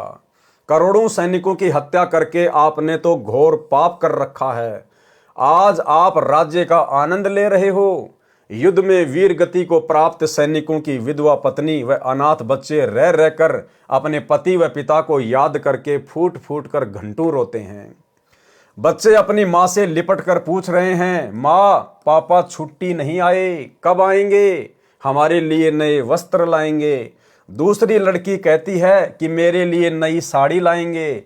बड़ी होने पर जब मेरी शादी होगी तब मैं उसे बांध कर ससुराल जाऊंगी। वह लड़का जो 10 वर्ष की आयु का है कहता है कि मैं अब की बार पापा जी से कहूंगा कि आप नौकरी पर मत जाना। मेरी माँ तथा भाई बहन आपके बिना बहुत दुख पाते हैं। माँ तो सारा दिन रात आपकी याद करके जब देखो एकांत जगह पर रो रही होती है। या तो हम सबको अपने पास बुला लो या आप हमारे साथ रहो। छोड़ दो नौकरी को, मैं जवान हो गया हूँ। आपकी जगह मैं फौज में जाकर देश सेवा करूँगा। आप अपने परिवार में रहो। आने दो पिताजी को, बिल्कुल नहीं जाने दूंगा। उन बच्चों को दुखी होने से बचाने के लिए उनकी मां ने उन्हें ये नहीं बताया कि आपके पिताजी युद्ध में मर चुके हैं, क्योंकि उस समय वे बच्चे अपने मामा के घर गए हुए थे। केवल छोटा बच्चा जो 1.5 वर्ष की आयु का था वही घर पर था। अन्य बच्चों को जानबूझकर नहीं बुलाया था। इस प्रकार उन मासूम बच्चों की आपसी वार्ता से दुखी होकर उनकी माता का हृदय पति की याद के दुख से भर आया। उसे हल्का करने के लिए रोने के लिए दूसरे कमरे में जाकर फूट फूट कर रोने लगी। तब सारे बच्चे माँ के ऊपर गिरकर रोने लगे। संबंधियों ने आकर शांत करवाया। कहा कि बच्चों को स्पष्ट बताओ कि आपके पिताजी युद्ध में वीर गति को प्राप्त हो गए हैं। जब बच्चों को पता चला कि हमारे पापा यानी पिताजी अब कभी नहीं आएंगे, तब उस स्वार्थी राजा को कोसने लगे जिसने अपने भाई बंटवारे के लिए दुनिया के लालों का खून पी लिया। ये कोई देश रक्षा की लड़ाई भी नहीं थी जिसमें हम संतोष कर लेते कि देश के हित में प्राण दिए हैं। इस खूनी राजा ने अपने ऐशो आराम के लिए खून की नदी बहा दी। अब उस पर मौज कर रहा है। आगे संत सुदर्शन सुपच बता रहे हैं कि भीम ऐसे ऐसे करोड़ों प्राणी युद्ध की पीड़ा से पीड़ित हैं, उनकी हाय आपको चैन नहीं लेने देगी। चाहे करोड़ यज्ञ करो, ऐसे दुष्ट अन्न को कौन खाए। यदि मुझे बुलाना चाहते हो तो मुझे पहले किए हुए 100 यज्ञों का फल देने का संकल्प करो, अर्थात 100 यज्ञों का फल मुझे दो, तब मैं आपके भोजन पाऊं। इसीलिए भाई और बहनों, सतगुरु देव भगवान की प्रेरणा से ये दास वीडियो बनाता है, आप सभी भगत भाई बहनों को समझाता है कि सरकार की तरफ से जो मुफ्त में राशन दिया जाता है, जो राशन दिया जाता है, कुछ भी हो, आप और हम भगत भाई बहनों ने बिल्कुल भी स्वीकार नहीं करना है। क्योंकि वो जो पैसा है वो गरीब जनता के टैक्स का पैसा है, गरीब जनता की हाय है। और सरकार के द्वारा मुफ्त में जो राशन दिया जाएगा, यदि हम उसको खाएंगे तो ना जाने कितने करोड़ों लोगों की हाय और बद्दुआ भी हम साथ में खाएंगे। हमारा भजन भंग हो जाएगा, हमारा मन विचलित हो जाएगा, भक्ति में हमारा मन नहीं लगेगा, मर्यादा टूटेगी। इसलिए दास आप सभी भगत भाई बहनों को मना करता है। फिर सुपच ने यहां पर कहा कि ऐसे ऐसे 100 यज्ञों का फल पहले मुझे समर्पित करो, तब मैं तुम्हारा भोजन खाऊंगा। भाई और बहनों, ये तो द्वापर की बातें हैं। द्वापर में परमात्मा ने किसी को भी पूर्ण ज्ञान नहीं दिया था, अपनी भक्ति बचाने का पूर्ण साधन नहीं बताया था। ये पूर्ण ज्ञान तो परमात्मा ने वर्तमान कलयुग की पिछली पीढ़ी में देना था। अतः इस समय हमने भूलकर भी ये गलती नहीं करनी है। किसी के यज्ञ में, किसी के भंडारे में, किसी के जागरण में या देवी देवताओं के निमित्त जो भोजन प्रसाद वगैरह बनाया जाता है, उसको भूलकर भी नहीं खाना है। और वर्तमान में हमें कोई 100 यज्ञों का फल तो क्या, यदि हमें 1 करोड़ अश्वमेघ यज्ञ का फल देना स्वीकार करे तो भी हम भाई बहनों ने उस घर का 1 गिलास पानी भी नहीं पीना है, उस भंडारे का एक अन्न भी नहीं खाना है, अन्यथा हमारी भक्ति नष्ट होगी। यदि मुझे बुलाना चाहते हो तो मुझे पहले किए हुए 100 यज्ञों का फल देने का संकल्प करो, अर्थात 100 यज्ञों का फल मुझे दो, तब मैं आपके भोजन पाऊंगा। सुदर्शन जी के मुख से इस बात को सुनकर भीम ने बताया कि मैं बोला, आप तो कमाल के व्यक्ति हो, 100 यज्ञों का फल मांग रहे हो, ये हमारी दूसरी यज्ञ है, आपको 100 का फल कैसे दें। इससे अच्छा तो आप मत आना, आपके बिना कौन सी यज्ञ संपूर्ण नहीं होगी। जब स्वयं भगवान कृष्ण जी हमारे साथ हैं तो तेरे न आने से क्या यज्ञ पूर्ण नहीं होगा। सर्व वार्ता सुनकर श्री कृष्ण जी ने कहा, भीम, संतों के साथ ऐसा आपत्तिजनक व्यवहार नहीं करना चाहिए। भीम ने कोई मार पिटाई नहीं करी, कोई गाली गलोच नहीं की, थोड़ा सा अकड़ में बोल के आया था कि मत आना, तेरे बिना कौन सी हमारी यज्ञ सफल नहीं होगी। इसी बात को लेकर श्री कृष्ण जी ने भीम से कहा कि भीम, आपने संतों के साथ, भक्तों के साथ इस प्रकार से बातें नहीं करनी चाहिए, बहुत हानिकारक है। सोचिए भाई और बहनों, ये नियम है भक्ति का। सतगुरु रामपाल जी भगवान हमें मंगलाचरण में बताते हैं, गरीब नमो नमो सतपुरुष को नमस्कार गुरु की नहीं, सुर नर मुनि जन साधुआ और संतों सर्वस दी नहीं।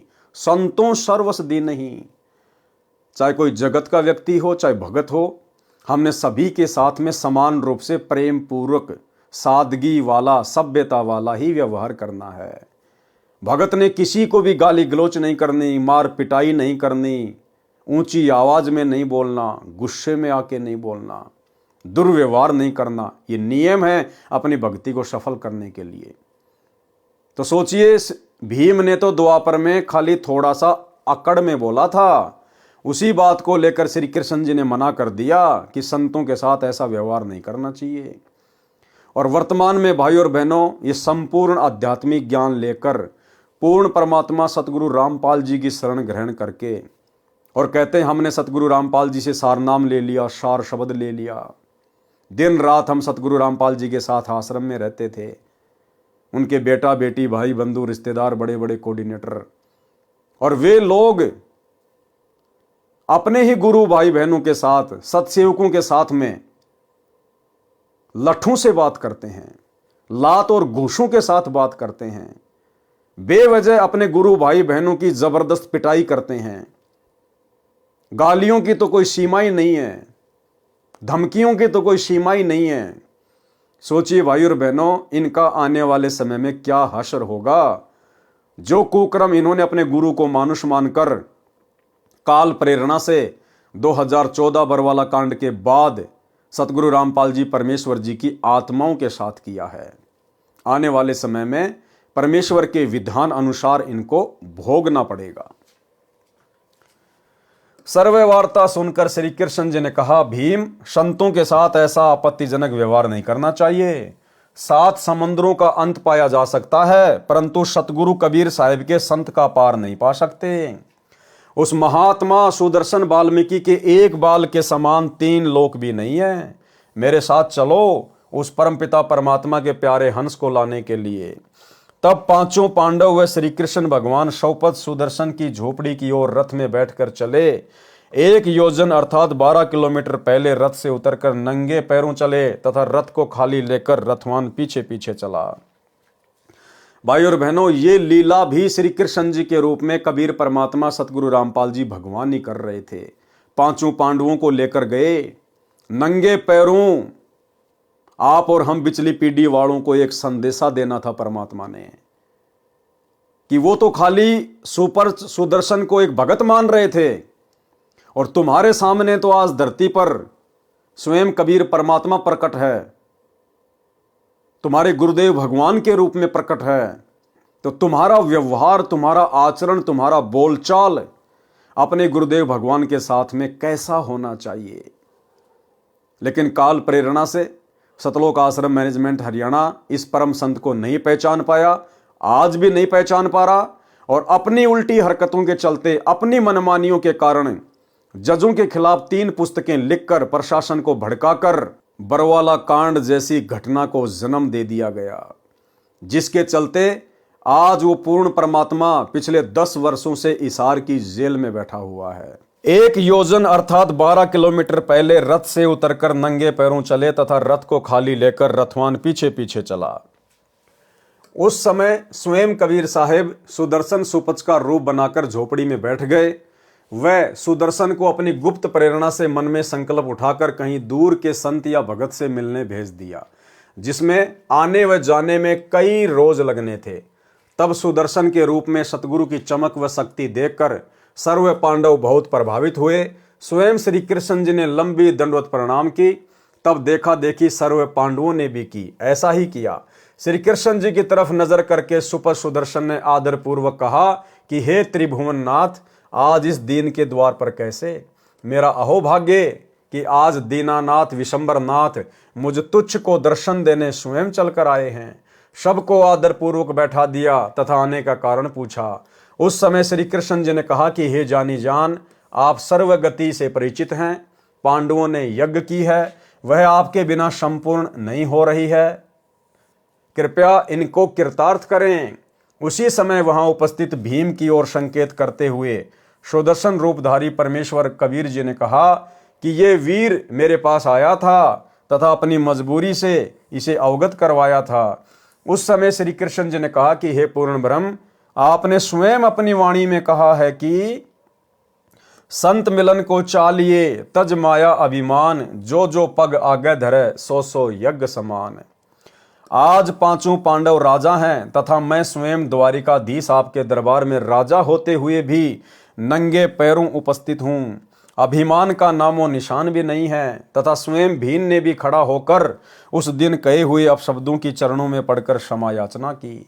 श्री कृष्ण जी ने कहा, हे नाथ, आज यहाँ आपके दर्शनार्थ आए, आपके 6 सेवकों के कदमों के यज्ञ समान फल को स्वीकार करते हुए सो आप रखो तथा शेष हम भिखारियों को दान दीजिए ताकि हमारा भी कल्याण हो। इतना आधीन भाव सर्व उपस्थित जनों में देखकर जगत गुरु साहेब करुणामय सुदर्शन रूप में अति प्रसन्न हुए। कबीर साधु भूखा भाव का, धन का भूखा नाही, जो कोई धन का भूखा वो साधु भी नहीं। उठकर उनके साथ चल पड़े। जब सुदर्शन जी यज्ञशाला में पहुंचे तो चारों ओर एक से एक ऊंचे सुसज्जित आसनों पर विराजमान महामंडलेश्वर सुदर्शन जी के रूप व वेश, दोहरी धोती, घुटनों से थोड़ी नीचे तक, छोटी छोटी दाढ़ी, सिर के बिखरे केस, न बड़े न छोटे, टूटी फूटी जूती, मैले से कपड़े, तेजोमय शरीर को देखकर अपने मन में सोच रहे हैं कि ऐसे अपवित्र व्यक्ति से शंख 7 जन्म भी नहीं बच सकता। ये तो हमारे सामने ऐसे है जैसे सूर्य के सामने दीपक। श्री कृष्ण जी ने स्वयं उस महात्मा का आसन अपने हाथों से लगाया, बिछाया, क्योंकि श्री कृष्ण जी श्रेष्ठ आत्मा हैं, भगवान हैं। उन्होंने सुदामा व भिलनी को भी हृदय से चाहा। अब बताइए भाई और बहनों, सुदामा और भिलनी को हृदय से किसने चाहा था? जब सुदामा द्वारिका में गया श्री कृष्ण से मिलने, तो उस समय कबीर परमात्मा सतगुरु रामपाल जी ने श्री कृष्ण जी में गुप्त प्रेरणा करके उनको 8-10 दिन के लिए बाहर के टूर पर भेज दिया और स्वयं श्री कृष्ण जी का रूप बनाकर अपने प्रिय भगत सुदामा जी के चरण धोए। और जब भिलनी के पास गए थे त्रेता युग में श्री रामचंद्र रूप में, तो भाई और बहनों उस समय वो दशरथ पुत्र रामचंद्र नहीं था जिसने भिलनी के जूठे बेर बड़े प्रेम से खाए थे। अगर रामचंद्र होता तो पीछे उसका भाई लक्ष्मण था, मुंह चढ़ा रहा था, एक भी बेर नहीं खाया, पीछे फेंक रहा था। तो अपने भगत के लिए ना जाने ये परमात्मा कब और कौन सा रूप धारण कर ले, किसी को पता भी नहीं चलता है। क्योंकि श्री कृष्ण जी श्रेष्ठ आत्मा हैं, भगवान हैं। उन्होंने सुदामा व भिलनी को भी हृदय से चाहा। ये बातें लिखकर गुरुदेव भगवान ने संकेत कर दिया। अब आप और हम भाई बहन समझ जाएंगे कि सुदामा के पास में श्री कृष्ण रूप बनाकर कौन थे और भिलनी के जूठे बेर किसने खाए थे। तो हमें पीछे की सारी लीला समझ में आएगी कि श्री कृष्ण जी के रूप में वो डबल भूमिका कौन कर रहे थे। जिस प्रकार काशी के भंडारे में वो कबीर परमात्मा स्वयं ही केशव बनजारा बनकर सवाल कर रहा था और कबीर रूप में परमात्मा जवाब दे रहे थे, ठीक ऐसे ही सारी की सारी भूमिका श्री कृष्ण जी के रूप में कबीर परमात्मा सतगुरु रामपाल जी स्वयं ही कर रहे हैं। क्योंकि श्री कृष्ण जी श्रेष्ठ आत्मा है, भगवान हैं। उन्होंने सुदामा व भिलनी को भी हृदय से चाहा। यहां तो स्वयं परमेश्वर पूर्ण ब्रह्म सत्य पुरुष अकाल मूर्ति आए हैं। फिर द्रौपदी से कहा कि हे बहन, सुदर्शन महात्मा जी आए हैं, भोजन तैयार करो, बहुत पहुंचे हुए संत हैं। द्रौपदी देख रही है कि संत लक्षण तो एक भी नहीं दिखाई देते हैं। ये तो एक दारिद्र गृहस्थी व्यक्ति है, न तो वस्त्र भगवा, न गले में माला, न तिलक, न सिर पर बड़ी जटा, न मुंड ही मुंडवा रखा और न ही कोई चिमटा झोली कमंडल लिए हुए था। श्री कृष्ण जी के कहते ही स्वादिष्ट भोजन कई प्रकार का बनाकर एक सुंदर थाल चांदी का उसमें परोसकर सुदर्शन जी के सामने रख दिया। द्रौपदी ने मन ही मन में विचार किया कि आज तो ये भगत भोजन को खाएगा तो उंगली चाटता रह जाएगा, जिंदगी में ऐसा भोजन कभी नहीं खाया होगा। सुदर्शन जी ने नाना प्रकार के भोजन को थाली में इकट्ठा किया तथा खिचड़ी सी बनाई। उस समय द्रौपदी ने देखा कि इसने तो सारा भोजन खीर, खांड, हलवा, सब्जी, दही, बड़े आदि घोलकर एक कर लिया तब मन में दुर्भावना पूर्वक विचार किया कि इस मूर्ख हबसी ने तो खाना खाने का भी ज्ञान नहीं है। ये काहे का संत कैसा शंख बजाएगा, क्योंकि खाना बनाने वाली स्त्री की ये भावना होती है कि मैं ऐसा स्वादिष्ट भोजन बनाऊं कि खाने वाला मेरे भोजन की प्रशंसा कई जगह करे। प्रत्येक बहन की यही आशा होती है। लेकिन अब सतगुरु रामपाल जी परमेश्वर जी की शरण में आने के बाद आप और हम भगत भाई बहनों ने इस प्रकार की भावना अपने मन में उत्पन्न नहीं करनी है कि मेरे घर का भोजन खा के ये भगत 20 जगह गुणगान करे। अरे हम तो खुद उस समर्थ परमात्मा सतगुरु रामपाल जी भगवान के द्वारा फेंके गए टुकड़े खाकर और अपनी भक्ति सफल करने में लगे हुए हैं। हमें तो खुद ही स्वादिष्ट व्यंजन खाने का शौक नहीं है, तो हमारे अंदर वर्तमान में किसी भी भगत भाई या भगत बहन में इस प्रकार के विचार उत्पन्न नहीं हो जाने चाहिए कि ये भगत पिछली बार वहां भी गया था और अब की बार मेरे यहाँ आया है, अब की बार तो ऐसा भोजन बनाऊंगी मेरी तारीफ करेगा। सौपन में भी नहीं सोचना। अगर आपके घर में सब्जी रोटी नहीं है, अगर चटनी रोटी है, तो भगवान को भोग लगा के प्रसाद रूप में उसके सामने पेश कर दो। ना मन में कोई शंका होनी चाहिए कि मेरे घर का रूखा सूखा खा के बाहर जाके क्या कहेगा। बिल्कुल भी नहीं, क्योंकि जब हमने भगवान को भोग लगा दिया, क्योंकि सबसे पहले हम सत्सेवकों के घरों में अपने गुरु को भोग लगता है, और जब भगवान को भोग लगा दिया, भगवान ने स्वीकार कर लिया, उसके बाद वो प्रसाद बन जाता है। और प्रसाद के विषय में कौन क्या सोचता है, फिर ये सामने वाले के अपने कर्म हैं। वह बेचारी 1 घंटे तक धुएं से आंखें खराब करे और मेरे जैसा कह दे कि नमक तो है ही नहीं, तब उसका मन बहुत दुखी होता है। इसलिए संत जैसा मिल जाए उसे खाकर सराहना ही करते हैं। यदि कोई न खा सके तो नमक कहकर संत नहीं मांगता। ठीक इसी प्रकार भगत भाई बहनों की भी जिम्मेदारी है। यदि हमें कहीं भी जाना पड़ जाए, किसी साथ संगति में या अपने किसी भगत भाई बहन के घर पे या किसी भी अनुपदेशी के यहाँ पर, हालांकि अनुपदेशियों के तो हम यहाँ जाते नहीं, और जाते हैं तो हम भोजन पानी वहाँ पर खाते नहीं। यदि अपने भगत भाई बहनों के घरों पर भी जाते हैं और जैसा भी हमारे को खाने को मिल जाए रूखा सूखा, भाई और बहनों, हमारे मन में भी नहीं आना चाहिए कि इन्होंने तो सब्जी भी नहीं बनाई और रोटी भी ठंडी है। मन में नहीं आना चाहिए बिल्कुल भी भाई और बहनों के, क्योंकि आपकी आंखों के सामने आपके गुरुदेव भगवान को पहले भोग लगा है, और जब गुरुदेव भगवान ने रूखा सूखा स्वीकार कर लिया, फिर हमारी क्या औकात है 2 कोड़ी के जीवों की जो हम उसमें मीन मेख निकालें। इसलिए संत जैसा मिल जाए उसे खाकर सराहना ही करते हैं। यदि कोई न खा सके तो नमक कहकर संत नहीं मांगता। संतों ने नमक का नाम राम रस रखा हुआ है। कोई ज्यादा नमक खाने का अभ्यस्त हो तो कहेगा कि भैया राम रस लाना। घर वालों को पता ही नहीं चले कि क्या मांग रहा है, क्योंकि सत्संग में सेवा में अन्य सेवक ही होते हैं, न ही भोजन बनाने वाले को दुख हो। एक समय एक नया भगत किसी सत्संग में पहली बार गया। उसमें किसी ने कहा कि भगत जी राम रस लाना, दूसरे ने भी कहा कि राम रस लाना, तथा थोड़ा रामरस अपनी हथेली पर रखवा लिया। उस नए भगत ने खाना खा लिया था, परंतु पंक्ति में बैठा अन्य भक्तों के भोजन पाने का इंतजार कर रहा था कि इकट्ठे ही उठेंगे। ये भी एक औपचारिकता सत्संग में होती है। उसने सोचा रामरस कोई खास मीठा खाद्य पदार्थ होगा, ये सोचकर कहा कि मुझे भी रामरस देना। तब सेवक ने थोड़ा सा रामरस नमक उसके हाथ पर रख दिया। तब वह नया भगत बोला, ये के कान कहलाना है, चोखा सा रख दे। नया भगत था, उसको पता नहीं था कि भाई नमक को रामरस कहते हैं। तो जब थोड़ा सा उस भगत ने रखा उसकी हथेली पे, तो उस नए भगत ने कहा कि भैया कोई कानून के थोड़ी लगाना है, अरे खाना है ढंग से दे। उसने देखा कि रामरस है, जब नाम इतना मीठा है तो खाने में कितना मीठा होगा। उसने सोचा रामरस कोई खास मीठा खाद्य पदार्थ होगा, ये सोचकर कहा मुझे भी रामरस देना। तब सेवक ने थोड़ा सा रामरस उसके हाथ पर रख दिया। तब वह नया भगत बोला, ये के कान कहलाना है, चोखा सा रख दे। तब उस सेवक ने 2-3 चम्मच रख दिया। उस नए भगत ने उस बारीक नमक को कोई खास मीठा खाद्य प्रसाद समझकर फांका मारा। तब चुपचाप उठा तथा बाहर जाकर कुल्ला किया।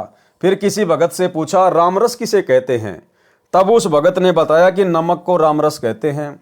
तब वह नया भगत कहने लगा कि मैं भी सोच रहा था कि कहें तो रामरस है परंतु इतना खारा। फिर विचार आया कि हो सकता है नए भक्तों पर परमात्मा प्रसन्न नहीं हुए हों, इसलिए खारा लगा हो। मैं एक बार फिर से कोशिश करता, अच्छा हुआ जो मैंने आपसे स्पष्ट कर लिया। फिर उसे बताया गया कि नमक को रामरस किस लिए कहते हैं। सुपथ सुदर्शन जी ने थाली वाले मिले हुए उस सारे भोजन को 5 ग्रास बनाकर खा लिया। 5 बार शंख ने आवाज की, उसके पश्चात शंख ने आवाज नहीं की। परमात्मा ने सारे भोजन के 5 ग्रास बना लिए।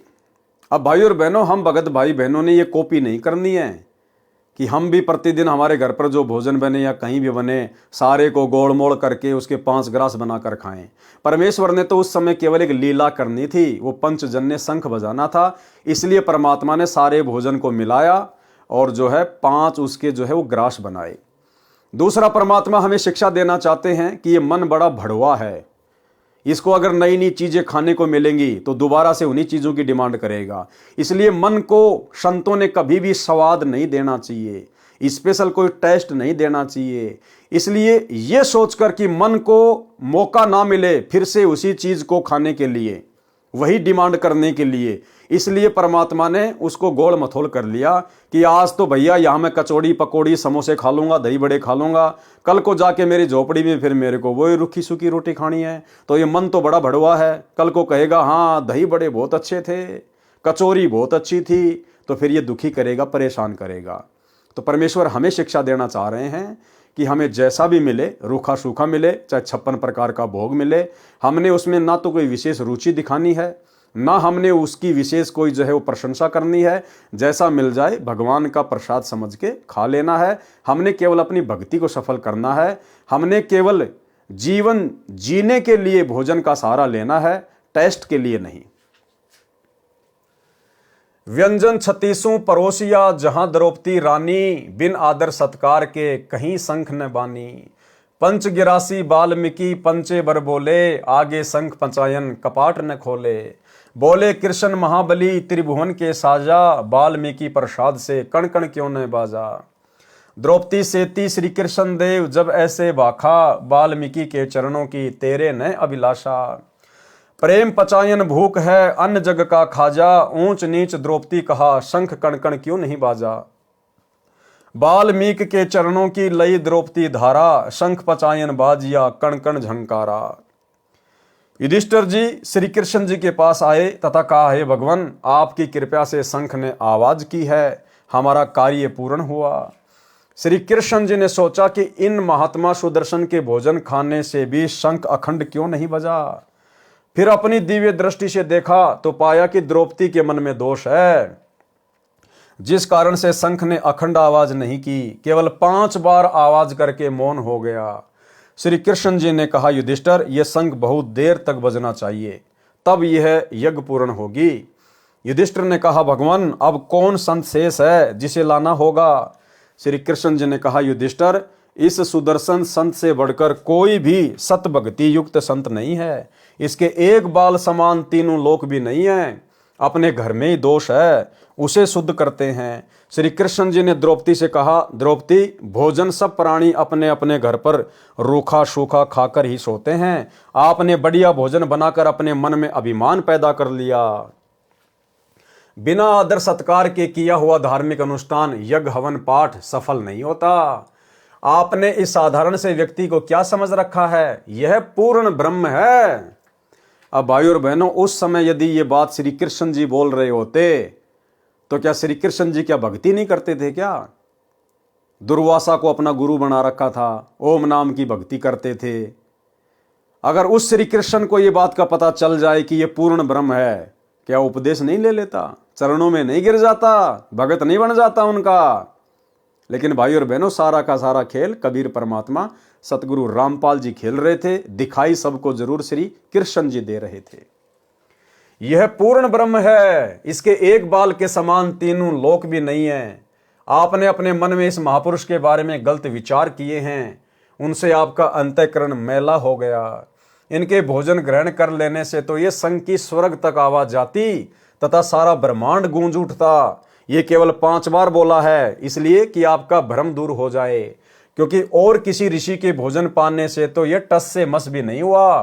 आप अपना मन साफ करके इन्हें पूर्ण परमात्मा समझकर इनके चरणों को धोकर पियो, ताकि तेरे हृदय का मैल साफ हो जाए। उसी समय द्रौपदी ने अपनी गलती को स्वीकार करते हुए संत से क्षमा याचना की और शुपथ सुदर्शन के चरण अपने हाथों धोकर चरणा अमृत बनाया। रज भरे यानी धूल भरे जल को पीने लगी। जब आधा पी लिया तब भगवान श्री कृष्ण जी ने कहा, द्रौपदी कुछ अमृत मुझे भी दे दो ताकि मेरा भी कल्याण हो। यह कहकर श्री कृष्ण जी ने द्रौपदी से आधा बचा हुआ चरणामृत पिया। उसी समय वही पंचायन शंख इतने जोरदार आवाज से बजा कि स्वर्ग तक ध्वनि सुनी। तब पांडवों की वह यज्ञ सफल हुई। प्रमाण के लिए अमृतवाणी पारक का अंग। ग्रीव सुपच शंख सब करत हैं, नीच जाति बिस्चूक, पौमी बिगसी स्वर्ग सब खिले जो पर्वत रूख। गरीब करी द्रौपदी दिल मंजना, सुपच चरण पी धोय, बाजे शंख सर्वकला रहे आवाज गोय। गरीब द्रौपदी चरणामृत लिए, सुपच शंख नहीं कीन, बाजा शंख अखंड धुनि गण गंधर्व ल्योलीन। गरीब फिर पंडों की यज्ञ में शंख पचायन टेर, द्वादश कोटि पंडित जहां पड़ी सभन की मेर। गरीब करी श्री कृष्ण भगवान को चरणामृत स्यों प्रीत, शंख पचायन जब बजा लिया द्रौपदी सीत। गरीब द्वादश कोटि पंडित जहां और ब्रह्मा विष्णु महेश, चरण लिए जगदीश को जिसको रटता शेष। गरीब वाल्मीकि के बाल समी नाही तीनों लोक, सुर नर मुनि जन कृष्ण सुधी पंडो पाई पोष। गरीब वाल्मीकि बैकुंठ पड़ी, स्वर्ग लगाई लात, शंख पचायन घुरत है गण गंधर्व ऋषि मात। गरीब स्वर्ग लोक के देवता कीने ने पूरा नाद, सुपच सिंहासन बैठे बाजा अगम अगाध। गरीब पंडित द्वादश कोटि थे, सईदे से सुरबीन, 87 देव में कोई न पद में लीन। गरीब बाजा शंख सुरग सुण्या, 14 भवन उचार, 33 तत न लहा किए न पाया पार। अचला का अंग। गरीब सुपच रूप धरी आईया, सतगुरु पुरुष कबीर, 3 लोक की मेदनी, सुर नर मुनि जन भीर। गरीब सुपच रूप धरी आईया, सब देवन का देव, कृष्ण चंद्र पग धोइया, करी तास की सेव। गरीब 5 पंडों संग हैं, छठे कृष्ण मुरारी, चलिए हमारी यज्ञ में समर्थ सिरजनहार। गरीब 88 ऋषि जहां, देवा 33 कोटि, शंख न बाजा तास ते रहे चरण में लोटी। गरीब पंडित द्वादश कोटि है और 84 सिद्ध, शंख न बाजा तास ते पिए मान का मद। गरीब पंडों यज्ञ अश्वमेघ में, सतगुरु किया पियान, 5 पांडों संग चले और छठा भगवान। गरीब सुपच रूप को देख कर द्रौपदी मानी शंख, जान गए जगदीश गुरु बाजत नाही शंख। गरीब 56 भोग संजोग कर कीने 5 गिरास, द्रौपदी के दिल दुई है नाही दृढ़ विश्वास। गरीब 5 पंडों यज्ञ करी, कल्प वृक्ष की छाही, द्रौपदी दिल बंक है कण कण बाजा नाही। गरीब 56 भोग न भोगिया, कीने 5 गिरास, खड़ी द्रौपदी उन्मुनी हरदम घालत श्वास। गरीब बोले कृष्ण महाबली, क्यों बाजा नहीं शंख, जान राय जगदीश गुरु काटत है मन बंक।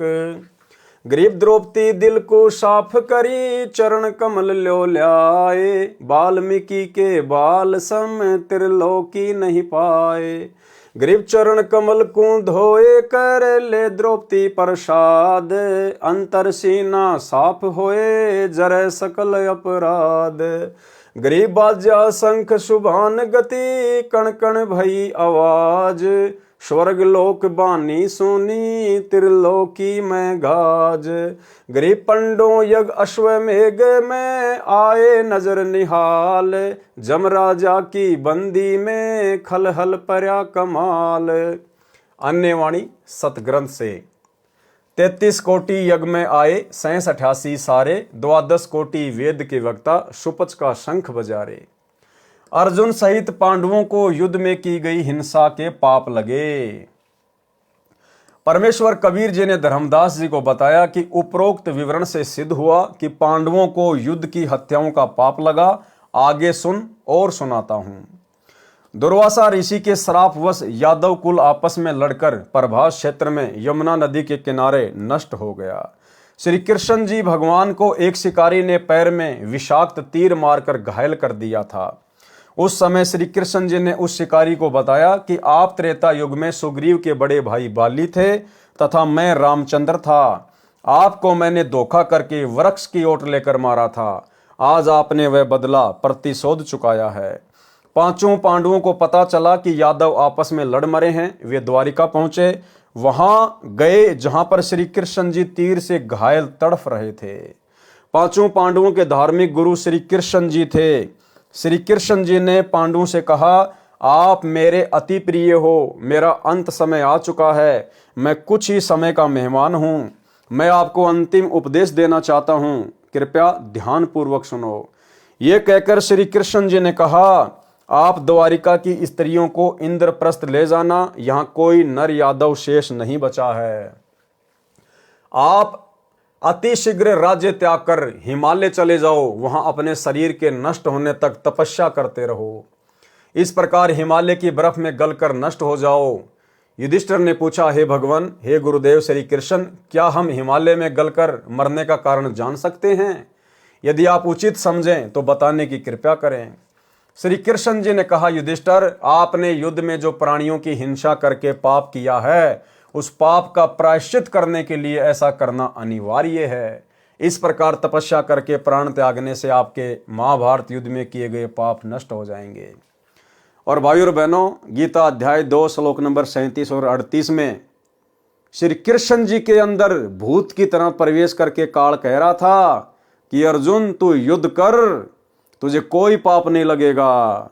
तेरे दोनों हाथों में लड्डू हैं। जीत गया तो पृथ्वी का राज्य भोगेगा और युद्ध में वीर गति को प्राप्त कर गया तो स्वर्ग का राज्य भोगेगा। और अब श्री कृष्ण जी क्या कह रहे हैं कि हिमालय में जाके गड़ जाओ, मर जाओ। तुम्हारे ऊपर इतने भयंकर पाप रखे महाभारत के युद्ध के, कटने मुश्किल हैं। तो भाई और बहनों, ऐसे श्री कृष्ण जी के अंदर प्रेत की तरह प्रवेश करके और उस काल ने महाभारत का युद्ध करवाया था। कबीर जी बोले, हे धर्मदास, श्री कृष्ण जी के श्री मुख से उपरोक्त वचन सुनकर अर्जुन आश्चर्य में पड़ गया। सोचने लगा कि श्री कृष्ण जी आज फिर कह रहे हैं कि युद्ध में किए पाप नष्ट इस विधि से होंगे। अर्जुन अपने आप को नहीं रोक सका। उसने श्री कृष्ण जी से कहा, हे भगवान, क्या मैं आपसे अपनी शंका का समाधान करा सकता हूं? अब भाइयों और बहनों, उस समय अर्जुन के अंदर ये प्रबल, ये प्रेरणा श्री कृष्ण जी से सवाल करने की कि आप युद्ध में क्या कह रहे थे, अब क्या स्टेटमेंट दे रहे हो, कबीर परमात्मा सतगुरु रामपाल जी भगवान ने की आप और हम बिचली पीढ़ी वालों के लिए, ताकि आप और हमारे सामने श्री कृष्ण जी के माध्यम से सच्चाई आ सके। उसने श्री कृष्ण जी से कहा, ये भगवान, क्या मैं आपसे अपनी शंका का समाधान करा सकता हूं? वैसे तो गुरुदेव, ये मेरी गुस्ताखी है, क्षमा करना, क्योंकि आप ऐसी स्थिति में हैं कि आपसे ऐसी वैसी बातें करना उचित नहीं जान पड़ता। यदि प्रभु मेरी शंका का समाधान नहीं हुआ तो यह शंका रूपी कांटा आयु पर्यंत खटकता रहेगा। मैं चैन से जी नहीं सकूंगा। श्री कृष्ण जी ने कहा, हे अर्जुन, तू जो पूछना चाहता है निसंकोच होकर पूछ। मैं अंतिम श्वास गिन रहा हूं। जो कहूंगा सत्य कहूंगा। अर्जुन बोला, हे श्री कृष्ण, आपने श्री मद् भगवद गीता का ज्ञान देते समय कहा था कि अर्जुन, तू युद्ध कर, तुझे युद्ध में मारे जाने वालों का पाप नहीं लगेगा। तू केवल निमित्त मात्र बन जा। ये सर्व योद्धा मेरे द्वारा पहले ही मारे जा चुके हैं। प्रमाण गीता अध्याय 11 श्लोक 32 और 33। आपने ये भी कहा कि अर्जुन, युद्ध में मारा गया तो स्वर्ग को चला जाएगा। यदि युद्ध जीत गया तो पृथ्वी के राज्य का सुख भोगेगा। तेरे दोनों हाथों में लड्डू हैं। प्रमाण श्रीमद् भगवत गीता अध्याय 2 श्लोक नंबर 37। तू युद्ध के लिए खड़ा हो जा, जो जय पराजय की चिंता न छोड़कर युद्ध कर, इस प्रकार तू पाप को प्राप्त नहीं होगा। गीता अध्याय 2 श्लोक 38। जिस समय बड़े भैया को बुरे बुरे शौपन आने लगे, हम आपके पास कष्ट निवारण के लिए विधि जानने गए, तो आपने बताया कि जो युद्ध में बंधुघात अर्थात अपने नातियों, राजाओं, सैनिकों, चाचा, भतीजा आदि की हत्या का पाप दुखी कर रहा है। मैं अर्जुन उस समय भी आश्चर्य में पड़ गया था कि भगवान गीता ज्ञान में कह रहे थे कि तुम्हें कोई पाप नहीं लगेगा, तू युद्ध कर। आज कह रहे हैं कि युद्ध में की गई हिंसा का पाप दुखी कर रहा है। आपने पाप नाश होने का समाधान बताया। अश्वमेध यज्ञ जिसमें करोड़ों रुपए का खर्चा हुआ, उस समय मैं अपने मन को मारकर यह सोचकर चुप रहा कि यदि मैं आप श्री कृष्ण जी से वाद विवाद करूंगा कि आप तो कह रहे थे कि तुम्हें युद्ध में होने वाली हत्याओं का कोई पाप नहीं लगेगा, आज कह रहे हो तुम्हें महाभारत युद्ध में की गई हत्याओं का दुख हो रहा है। कहां गया आपका वह गीता वाला ज्ञान? किस लिए हमारे साथ धोखा किया, गुरु होकर विश्वासघात किया? तो बड़े भैया युधिष्ठिर जी ये न सोच लें कि मेरी चिकित्सा में धन लगना है, इस कारण अर्जुन वाद विवाद कर रहा है। ये मेरे कष्ट निवारण में होने वाले खर्च के कारण विवाद कर रहा है। ये नहीं चाहता कि मैं युधिष्ठिर कष्ट मुक्त हो जाऊं। अर्जुन को भाई के जीवन से धन अधिक प्रिय है। उपरोक्त विचारों को ध्यान में रखकर मैंने सोचा था कि यदि युधिष्ठिर भैया को थोड़ा सा भी ये आभास हो गया कि अर्जुन इस दृष्टिकोण से विवाद कर रहा है, तो भैया अपना समाधान नहीं कराएगा, आजीवन कष्ट को गले से लगाए रहेगा। हे कृष्ण, आपके कहे अनुसार हमने यज्ञ किया, आज फिर आप कह रहे हो कि तुम्हें युद्ध की हत्याओं का पाप लगा है। उसे नष्ट करने के लिए शीघ्र राज्य त्याग कर हिमालय में तपस्या करके गड़ मरो। आपने हमारे साथ ये विश्वासघात क्यों किया? इसलिए आप जैसे संबंधी व गुरु हो तो शत्रुओं की आवश्यकता ही नहीं। हे कृष्ण, हमारे हाथ में तो एक भी लड्डू नहीं रहा, न तो युद्ध में मरकर स्वर्ग गए, न पृथ्वी के राज्य का सुख भोग सके, क्योंकि आप कह रहे हो कि राज्य त्याग कर हिमालय में गल मरो। आंसू टपकाते हुए अर्जुन के मुख से उपरोक्त वचन सुनकर युधिष्ठिर बोला, अर्जुन, जिस परिस्थिति में भगवान है, इस समय यह शब्द बोलना शोभा नहीं देता।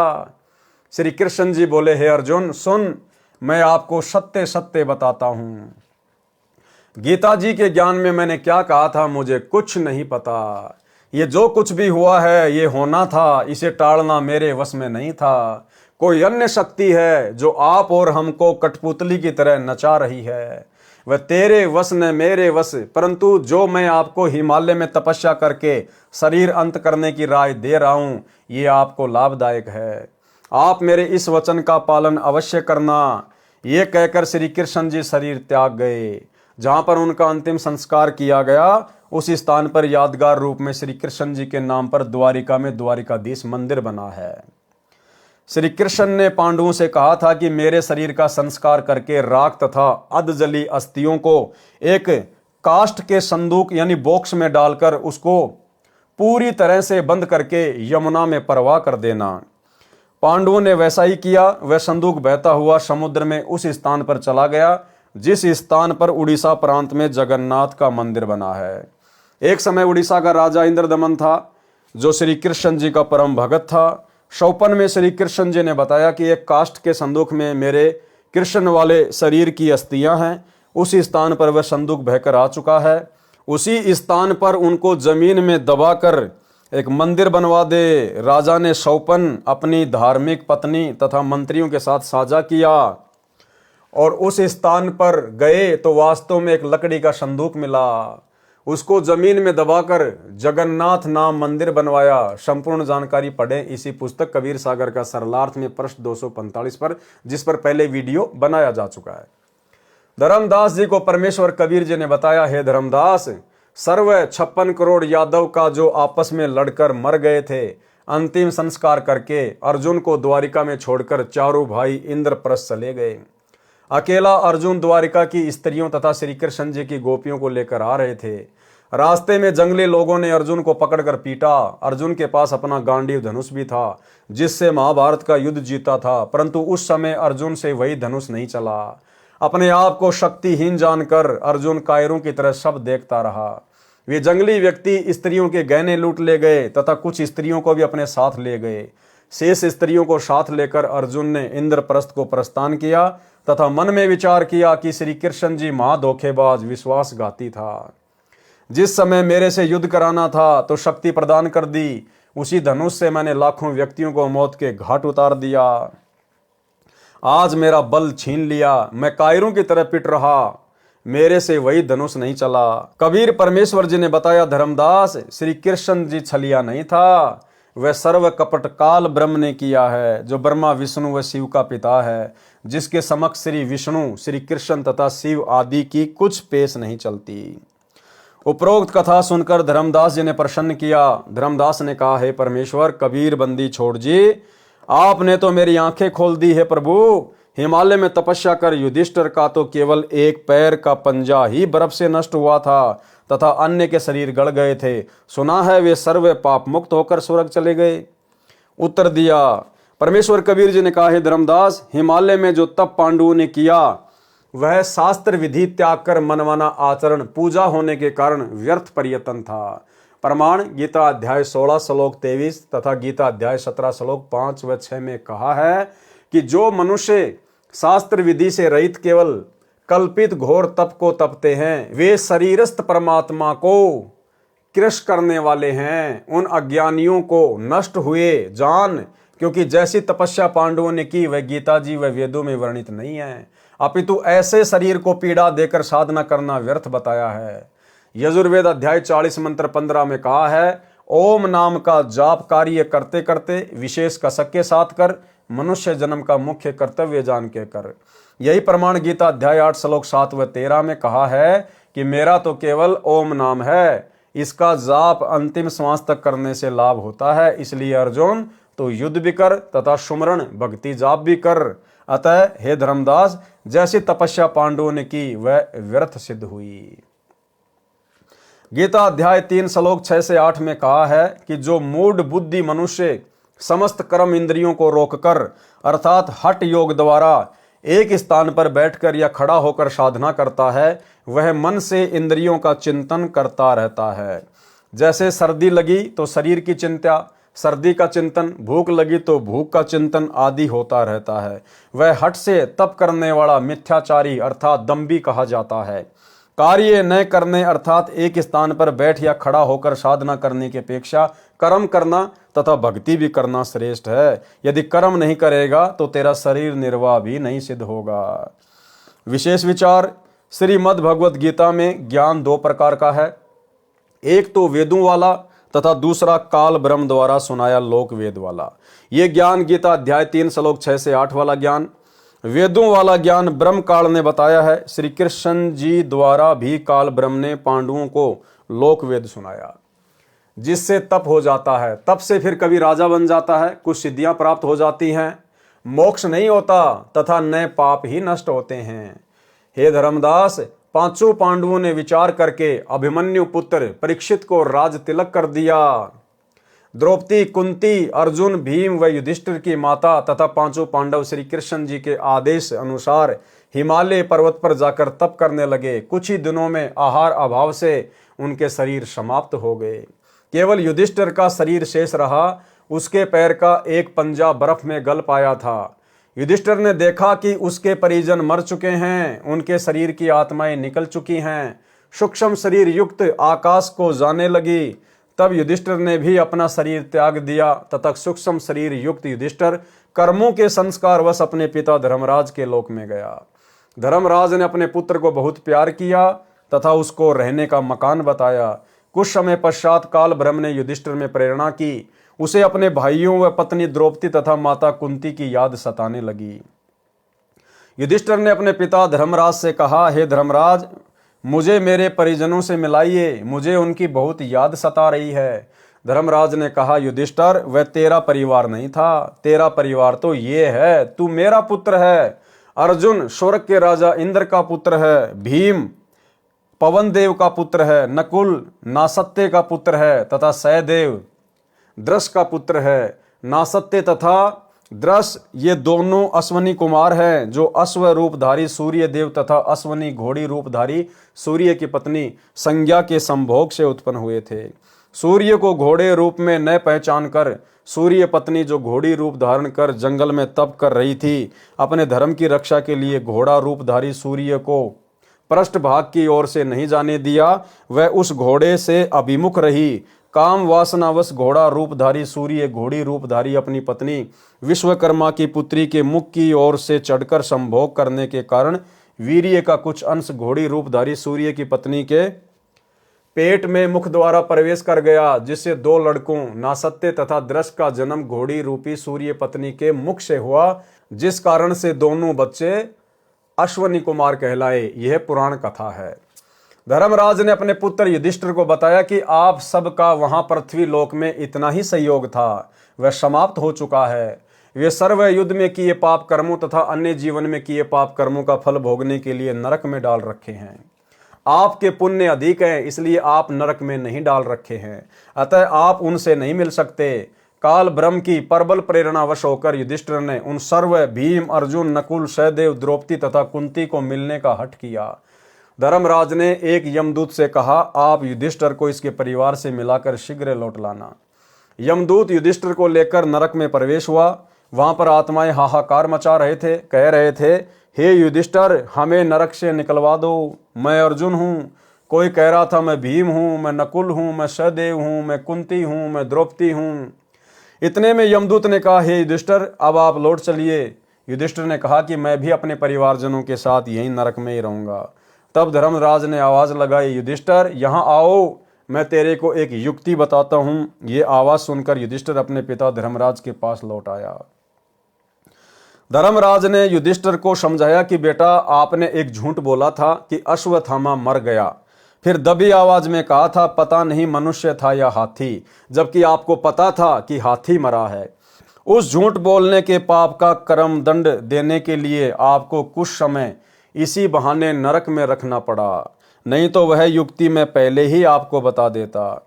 युधिष्ठिर ने कहा, कृपया आप वह विधि बताइए जिससे मेरे परिजन नरक से निकल सकें। धर्मराज ने कहा, उनको एक शर्त पर नरक से निकाला जा सकता है कि आप अपने कुछ पुण्य उनको संकल्प कर दो। युधिष्ठिर ने कहा, मुझे स्वीकार है। ये कहकर युधिष्ठिर अपने आधे पुण्य उन 6 के निमित्त संकल्प कर दिए। वे 6 नरक से बाहर आकर धर्मराज के पास जहां युधिष्ठिर खड़ा था उपस्थित हो गए।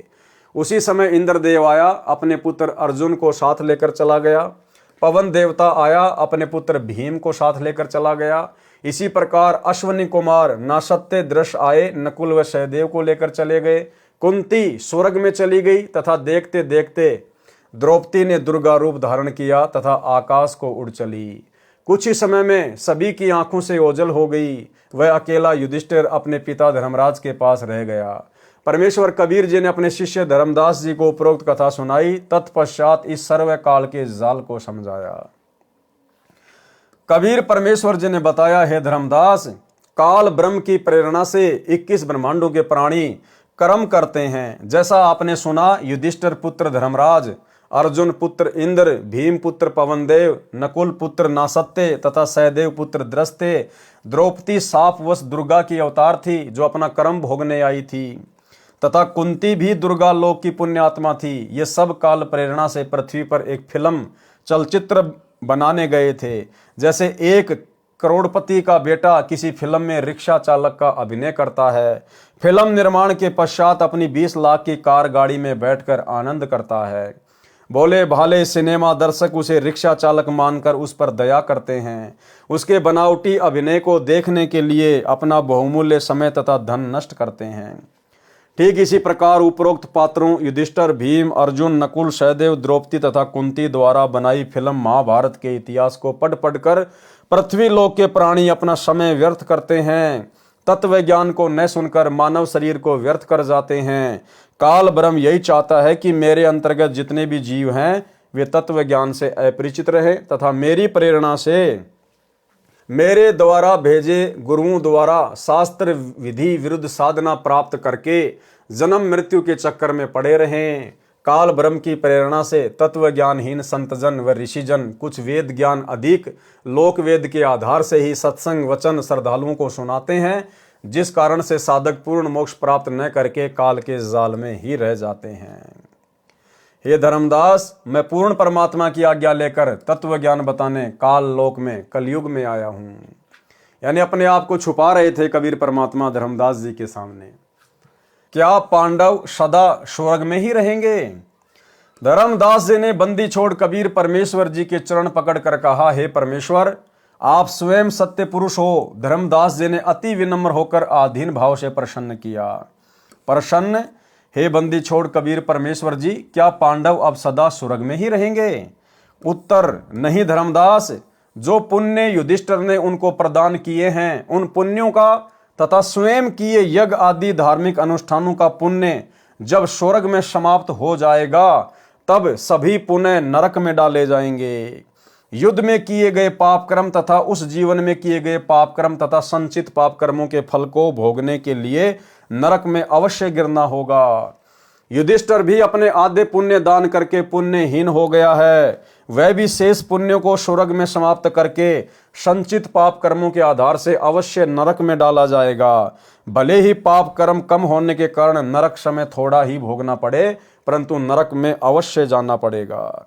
जैसे युधिष्ठिर ने अश्वत्थामा मरने की झूठ बोली थी, उसका भी पाप कर्म दंड भोगने के लिए नरक में कुछ समय के लिए उसी समय ही जाना पड़ा। इसी प्रकार पूर्व जन्मों के संचित पाप कर्मों का दंड नरक में भोगना पड़ेगा। पश्चात पृथ्वी पर सर्व को अन्य प्राणियों की योनियों में भी जाना पड़ेगा। ये काल भ्रम का अटल विधान है। परंतु हे धर्मदास, जो साधक पूर्ण परमात्मा की भक्ति पूर्ण गुरु से उपदेश प्राप्त करके आजीवन मर्यादा में रहकर करता है, उसके सर्व पाप कर्म ऐसे नष्ट हो जाते हैं जैसे सूखे घास के बहुत बड़े ढेर को अग्नि की छोटी सी चिंगारी जलाकर भस्म कर देती है, उसकी राख को हवा उड़ाकर इधर उधर कर देती है। ठीक इसी प्रकार पूर्ण परमात्मा की भक्ति का शतनाम मंत्र रूपी अग्नि घास के ढेर रूपी पाप कर्मों को भस्म कर देता है। कबीर, जब ही सतनाम हृदय धर्यो भयो पाप को नाश, मानो चिंगी अग्नि की पड़े पुराने घास। एक समय भाई और बहनों, एक भगत भाई ने, जब मैं उससे मिलने गया तो उसने कहा कि भगत जी, क्या फायदा इस भक्ति का, मैंने तो सतनाम भी ले लिया। तो दास ने कहा, भाई ऐसी क्या बात हो गई? बोला, भगत जी, परमात्मा तो कहते हैं कि जब ही सतनाम हृदय धर्यो भयो पाप को नाश, और जैसे अग्नि चिंगारी की पड़े पुराने घास। गुरु जी तो कहते कि सतनाम मिलते सारे पाप कर्म नष्ट हो जाते हैं। मैं तो बीमारी से ठीक नहीं हो पा रहा, फिर मेरे पाप कर्म क्यों नहीं कटे सतनाम से? तो दास ने उसको समझाया मालिक के ज्ञान आधार से कि परमात्मा ने जो वाणी बोली है उसको समझने की आवश्यकता है। सतनाम प्राप्त होते ही पाप कर्म समाप्त नहीं हो जाते। परमात्मा ने कहा, जब ही सतनाम हृदय धर्यो भयो पाप को नाश, और जैसे चिंगी अग्नि की वो पड़े पुराने घास। जैसे किसी घास के सूखे ढेर से यदि कोई चिंगारी लगा दी जाए तो चिंगारी तो वही है, और चिंगारी लगते ही वो उसको जला के भस्म कर देगी। लेकिन अगर सूखी घास का ढेर 10-20 क्विंटल है तो भाई उसको जलने में कितना टाइम लगेगा? बोला, भगत जी, उसको जलने में तो बहुत टाइम लगेगा। और सूखी घास का ढेर यदि 1 किलो है और उसको यदि वही चिंगारी लगा दी जाए तो उसको कितना टाइम लगेगा? बोला, भगत जी, वो तो 2 मिनट में जला के नष्ट कर देगा 1 किलो घास को। तो दास ने कहा, भैया, चिंगारी दोनों ही है। चिंगारी वो भी वही है जो 1 किलो घास के ढेर के लगाई गई, और चिंगारी वो भी वही है जो 20 क्विंटल घास के ढेर को लगाई गई। लेकिन 1 किलो घास को जलाने में तो 2 मिनट भी नहीं लगे, और 20 क्विंटल को जलाने में 1 दिन भी लग सकता है। तो फिर वो समझ गया कि भगत जी, इसका मतलब ये है कि जिसके जितने ज्यादा पाप कर्म होते हैं उस भगत को उतना ही समय लगता है पाप कर्मों से बाहर निकलने में। सतनाम तो अपना काम बराबर करेगा। जिस भगत के पाप कर्म थोड़े हैं उस भगत को सतनाम की कमाई से बहुत जल्दी राहत मिल जाती है, और जिसके पाप कर्म ज्यादा हैं, तो भाई उसको साल भी लग जाए, 2 साल भी लग जाए, 6 महीने भी लग जाए, लेकिन सतनाम अपना काम बराबर करता है। फिर तो वो भगत इतना समझदार हो गया, फिर तो मेरे को ही समझाने लग गया, बोलो भगत जी बात तो सही है, जैसे हॉस्पिटल में एक आदमी तो ऐसा है जिसको जुकाम है, वो तो 2 घंटे में ठीक होके आ जाएगा, और एक आदमी ऐसा जिसको कैंसर है, उसको 2 साल भी लग जाएगी। तो दास ने कहा अब तेरी बात बिल्कुल समझ में आ गई। तो भाई और बहनों, आज के वीडियो में केवल इतना ही। कल रात्रि 8 बजे गुरुदेव भगवान के आशीर्वाद से फिर हम लाइव जुड़ेंगे, इसके आगे के पार्ट को देखेंगे, क्योंकि ये परमेश्वर के द्वारा रोचक कहानियाँ, रोचक कथाएं हैं जो इसमें लिखी गई हैं, और इन कथाओं को सुनने मात्र से भाई और बहनों हमारी आत्मा चार्ज होती है, हम ढेर सारे पुण्य के भागी बनते हैं। और जहाँ जहाँ गुरुदेव प्रेरणा करेंगे, हम सत्सेवक भाई बहनों के लिए कोई विशेष पॉइंट होगा, दास वहाँ पर अवश्य विश्लेषण करेगा। तो आज के वीडियो में केवल इतना ही। गुरुदेव भगवान हम सबको आज्ञा दें, इजाज़त दें, आशीर्वाद दें। बंदी छोड़ सतगुरु रामपाल जी भगवान की जय हो।